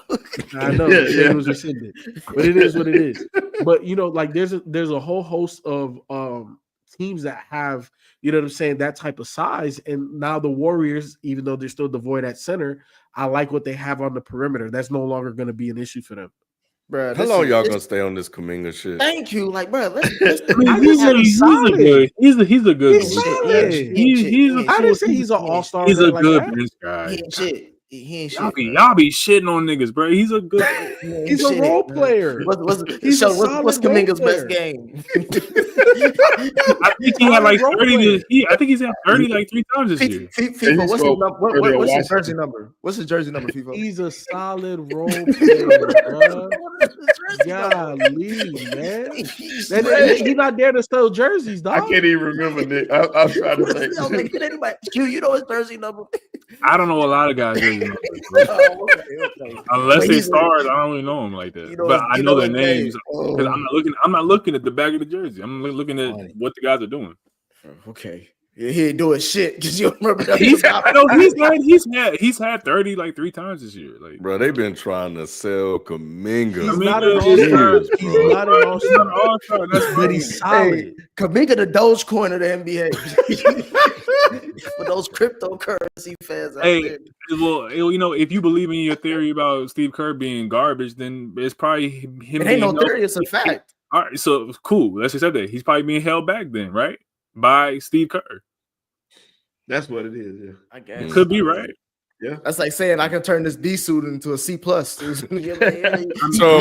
but they ain't saying much. Kuminga, nice off the bench. He's a good defender. He's a piece. But 17, 20 minutes a night. You know what I mean? Like, he be doing his thing, man. He's this trade for Jimmy, until he's upset for whatever reason. This is definitely a 2-year ceiling. This is definitely like 2-3 years, and then he's done. This is a 2-3 month ceiling. This is a 2-3 month ceiling. 2 years. He just got paid everybody, and he just got paid. Jimmy gone after this. Jimmy still, like I said, Jimmy still is an upgrade from Clay even. Yeah, and Jimmy just got paid. And you need somebody to attract attention so Steph can do what he's doing. Like as soon as he got there, Steph started putting up 35 plus again. But Steph said it. The game was he doesn't have to work as hard. He did say that. Yeah. But we'll Steph see how long it lasts. Right. Jimmy gonna get mad in a minute. Yeah. Steph is not no 6'9". You know what I mean? Like he's 6'3", bro. That's why I said I'm. So 2 years. So what does this do for them? Now are they a play-in team because they've been like. I think they can get to the 7th seed, maybe. Yeah, if they can get just get in it, they have a shot to win the West. Because nobody's really the fuck out of here. Nobody other than Jimmy Butler's a great playoff performer. Yeah. Nobody. You know it yourself, Nick. I expect Oklahoma City to win the West, but It's wide open. You put Why some are you? bets Why are together. you? Why are you? Why are you? You just literally we've caught out their flaws. They have no bigs. So you telling me they can go against Kevon, Denver? Kevon Looney is good enough. Kevon He's Looney's they enough. done it What with are him we talking before. about here? I like Kevon Looney, bro. He plays. Yeah, good but like Kevon ain't nothing for Denver. You know, like if a Not team gonna has a stop really nothing. good beat, What about Memphis? Memphis is got bigs. Yeah. OKC's better than them. Like I believe there's a plethora I of believe teams. that Jimmy Houston better than them. Oklahoma City Yeah. should win it, but the West. I think I the think they could Lakers. run well KC. I think the Lakers clearly are the favorites right now. Personally, that's just me. The Lakers? No. Hey, they've been Clearly. selling I Luka think in that I Laker think jersey, the bro. Lakers are clearly the favorites. I'm not like, all right, if we want to get like case I'm a NBA, so let's get funny with this shit. I don't see the OKC the way everyone else does. I don't see them either. I see them as a very young team still. I think they got to get one more ass whooping like FIFA we talking about. I don't see it this year. It's too soon. To me, Shea's chest ain't puffed out enough yet. He's still too skinny. Chet Holmgren chest ain't puffed out enough yet. Jay Will is a great player. They put him in the All-Star game. That is just an indictment on the All-Star game, in my opinion. But I don't see it for them. Denver, yes, because Jokic is the best player on the planet. I agree. They should be in that favorite conversation. But in terms of just the way that LeBron James been playing and just how we think that Luka Doncic should be getting into shape in the next couple of weeks, just playing basketball, right? The two best talents on the court in the NBA. So this is where the hype is coming from, Ken.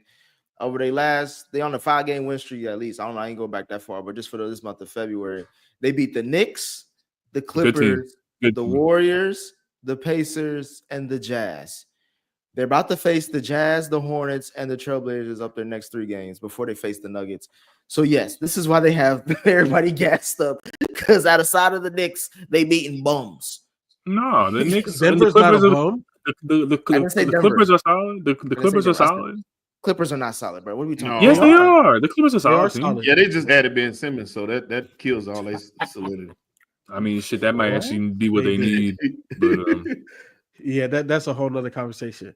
No, but now the Clippers are solid. They're super solid. Pacers are okay. The Pacers are okay. They're not a bad team. Shit. Pacers got busted by the Knicks. There's a 40-year-old man running around on the court. He shouldn't be able to do any of that. So it's that's what I'm saying. I'm judging off of what is the degree of difficulty and the talent that's being displayed. Luka is young and getting his shit off the way he should.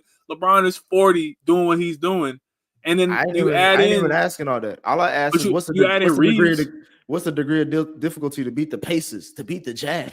You can only play who's in front of you. And all we're saying, I mean, who have Thunder beaten that's like so great over the last 10 games? You can find trash teams in their last 10 games too. Every team is gonna play bad and good teams. You said the Lakers are potentially. I think they should be the favorite. I'm saying I'm saying a lot of that data is coming from the games you're watching where they're facing the Pacers, the Jazz, the Warriors, who I guess I'm the only one. Somebody else maybe. They're third in the loss column though, so clearly they ain't just been getting their ass beat by a bunch of good teams either. They've been beating good teams. I'm asking. We already know what the regular season like for the NBA. That's and then they just add Luka Doncic. Okay, and Luka, the team that didn't want him, just after taking him to the finals, said "fuck him." So I don't know how's that working out with that. So wait, hold on, Nick, hold on. So you allowing a trade to skew your objectivity when it comes to analyzing a basketball player? Or is that what's really happening right now? Wait, hold on, hey, hold on. You ask me a question. You ask me a question. I can't talk. No, because it wasn't meant for you to answer. Because it was my entry point. Okay, pause. Come on, bro. Look, at the end of the day, you are allowing the perception of what an organization deemed for their star player to reasonably skew your objectivity, bro. And that is such in poor taste, because let's be honest, Luka, when healthy, is a top 5, top 3 player in the NBA when he's healthy. regardless if he's drinking a beer during the game, eating a glizzy, doing whatever the hell. He's still a top 3 player. This dude does score 70 points in an NBA game. This guy is super elite. What is you talking about? I didn't say he wasn't talented or not say he wasn't good. All I was talking about is the Lakers and this team is constructed. During that trade, we all talked about, yeah, this is a crazy trade because Luka is great. However, on the Lakers team, what do we say about their expectations? They have no bigs, bro. They're in the wrong conference for that. First of all, all right, Spike is struggling. I'm listening, Ken. I'm here.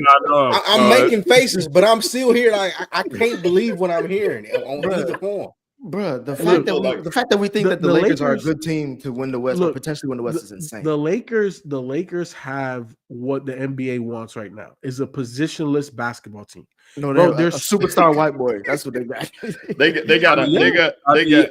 They're top heavy. This is just the 80s. This is the 80s. I can't wrap my head around these NBA discussions. Like I don't understand it. Like they talking about stuff that do not matter until June. All right. Like it don't matter. Hey, we need why doesn't I guess he's talking about Jimmy Butler? He's talking about Jimmy, yeah. Why doesn't Jimmy Butler get flat for quitting on this team? Jimmy because Miami's terrible.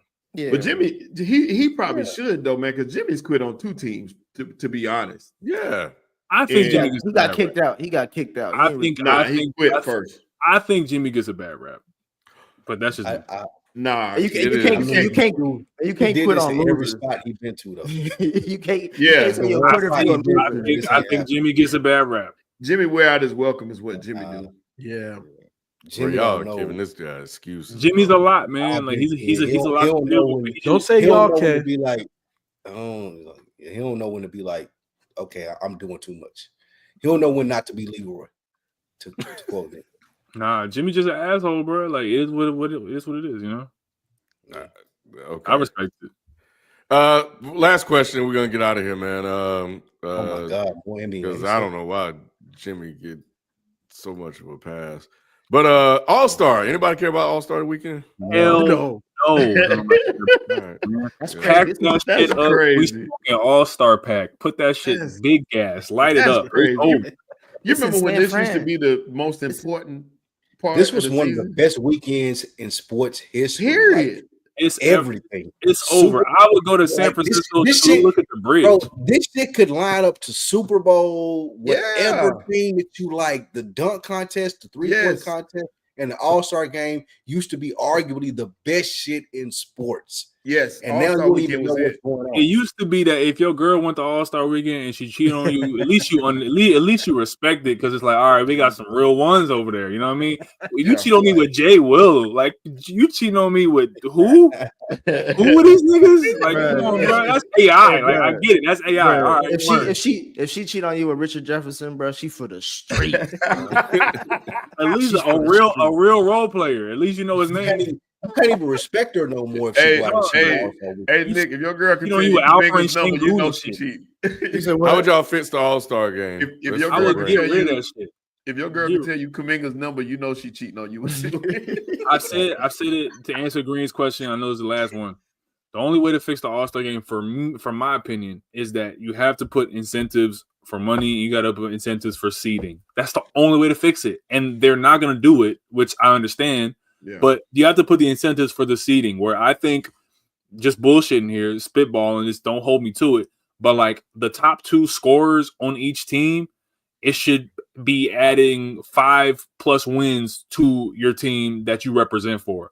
Just the way that would make people who don't give a fuck say, you know what, we're 5 games out the play-in, and I'm on the All-Star team or whatever. I'm gonna go harder. I'm gonna get 100,000, 200,000, and now my team is in the play-in, or my team is now in first place. Like I don't know, bro. I'm just saying. Implication. I'm fine with the new format and the doing the tournament type thing. I think that may be interesting with the dunk contest. I agree. I think Q put this in the chat. Like NBA players should sponsor real people that actually, like I do this dunk shit for real. Because no NBA nigga do the dunk shit for real no more. Like ain't no more Jordans, ain't no more Dominiques. I think if we did that for a dunk contest, had the NBA players sponsoring the people that were really good at dunking, 3-point is cool. That's fine. And did something to incorporate WNBA as far as the popularity that they're doing on All-Star Friday and Saturday night, then we'd be cool. We just need to fix the dunk shit. And I think what they're doing right now with the tournament for the different teams is cool, and see how that plays out. But yeah, fix it. Look, okay, so I know money doesn't fix everything, but it fixes a lot, especially when we're talking about All-Star game. But like what Q's talking about, I understand him in theory. I also understand him in the love for the sport and where the All-Star weekend has gone. But giving a team, just because they have a team representative 5 wins is crazy work. So I don't see that happening. But I feel you. But I do think I do think big money. You know what I'm saying? Like the winning team gets $2 million a player. Like big money. Like this the NBA. This multi-billion-dollar. What the fuck is $20 million? Like that ain't what about shit like to y'all. What? See, that's what I'm saying. Attaching incentives to like maybe like threshold for the person who gets 30 points first gets this amount of money, or if you get this amount of assists in the first quarter, or by the second quarter you get this amount of. You know what I mean? Giving tiers. Yes, I'm there for all of that, and then just giving them a big fat bonus for winning the game. Yeah. And then another thing too for the dunk contest, Spike, you said that we don't have guys. Nigga, you see John Morant go over here dunk on Wemby? He should be in the dunk contest. We seen Zion at the end of a game do a 360 windmill. Like incentivize these dudes, give them big money. Hey, you win the slam dunk. That's $5 million. Job, there's nothing you can give me to make me do a dunk contest. No, man, if you give Zion a lifetime award for like a Popeyes gift card and some OnlyFans coins, that nigga gonna be in the All-Star game. Y'all being funny, but I'm saying in reality, there's nothing you could do for me if you the NBA where I'm going to go. If I'm Zion, if I'm the fucking job, you know what? I'm not doing that. So here's the thing. Because what if I lose? Hold on. Y'all know what these young niggas is. Spike, here's the thing. They should put it as an incentive in rookie scale contracts to earn more money. Right, like kind of like the Derrick Rose rule. Derrick Rose, because he made an All-Star team, an All-NBA team, and he was an MVP by his 3rd season. They said, "Hey, we can re-sign you and re-up your contract earlier if you meet certain criteria and hit a supermax." That's the Derrick Rose rule. So all I'm saying is, hey, if you win an All-Star weekend event, now you get it hits another kicker. You know what I'm saying? So now we're getting the young guys within your first 4 years to go participate. If you don't, you don't. That's on you. But shit, you could go make more money. For the game, I would just say, like, I was thinking, like, I think baseball used to do this, where it was like whatever conference wins gets home field advantage, like for the finals. So like, that's what I was saying. Regardless of your record, like if your conference wins the All-Star game, y'all get home field advantage. See, I'm cool with that. That makes sense. I saw some crazy shit on Twitter, man. Somebody was like, we need to incentivize the players by like saying that they get out of their child support. It's just, this shit is so crazy. That's how bad it's gotten, dog. Like, they'll be hooping. You see niggas. You want to see a good game, nigga. You want to see a competitive game? You want to see some real shit? Anthony Edwards going to drop 70 on these niggas. Hey, and I'm always going to be a fan of Ant based off that voicemail message alone, bro. And the winner gets 18 years of federal child support. Yeah, that shit is crazy, bro. Oh, man. All right. So, last one, EDP 445, more of an Eagles fan than Shelton. I don't know. He not like us. Nah, EDP is not like us. He on some. Who's EDP? It's this YouTube sensation who got caught up on like a Predators. It was some crazy shit, dude. Oh yeah, that's disrespectful. They not like far. It went too far. I'll take Sheldon way before people like that. That's crazy. Talking them A minors, like, come on, bro. Oh no. Well, that is it. It's gonna be rough the next few weeks, kid, because we ain't got nothing but NBA talk. Are we doing something next week? Is this? No. Hey, you and Nick could go on vacation. You and Nick, y'all can start booking y'all Sunday gym sessions. You feel me? Like getting back into it. I get my little hour in at the gym around this time. I ain't y'all doing side quests and shit. Hey, Somebody Louis, got to get a side quest. if Michael Parsons can find some talk about it, I'm sure you can too. So, because Well, don't get me wrong. I do love the NBA because, of course, the best team in the sport right now is top 3 in they conference right now. You got the Knickerboxers. They just, like I said, they busting ass already. You know what I'm saying? That's pause. I mean, come on. look. Yeah. That's I think there's definitely it's too late for some- me to talk.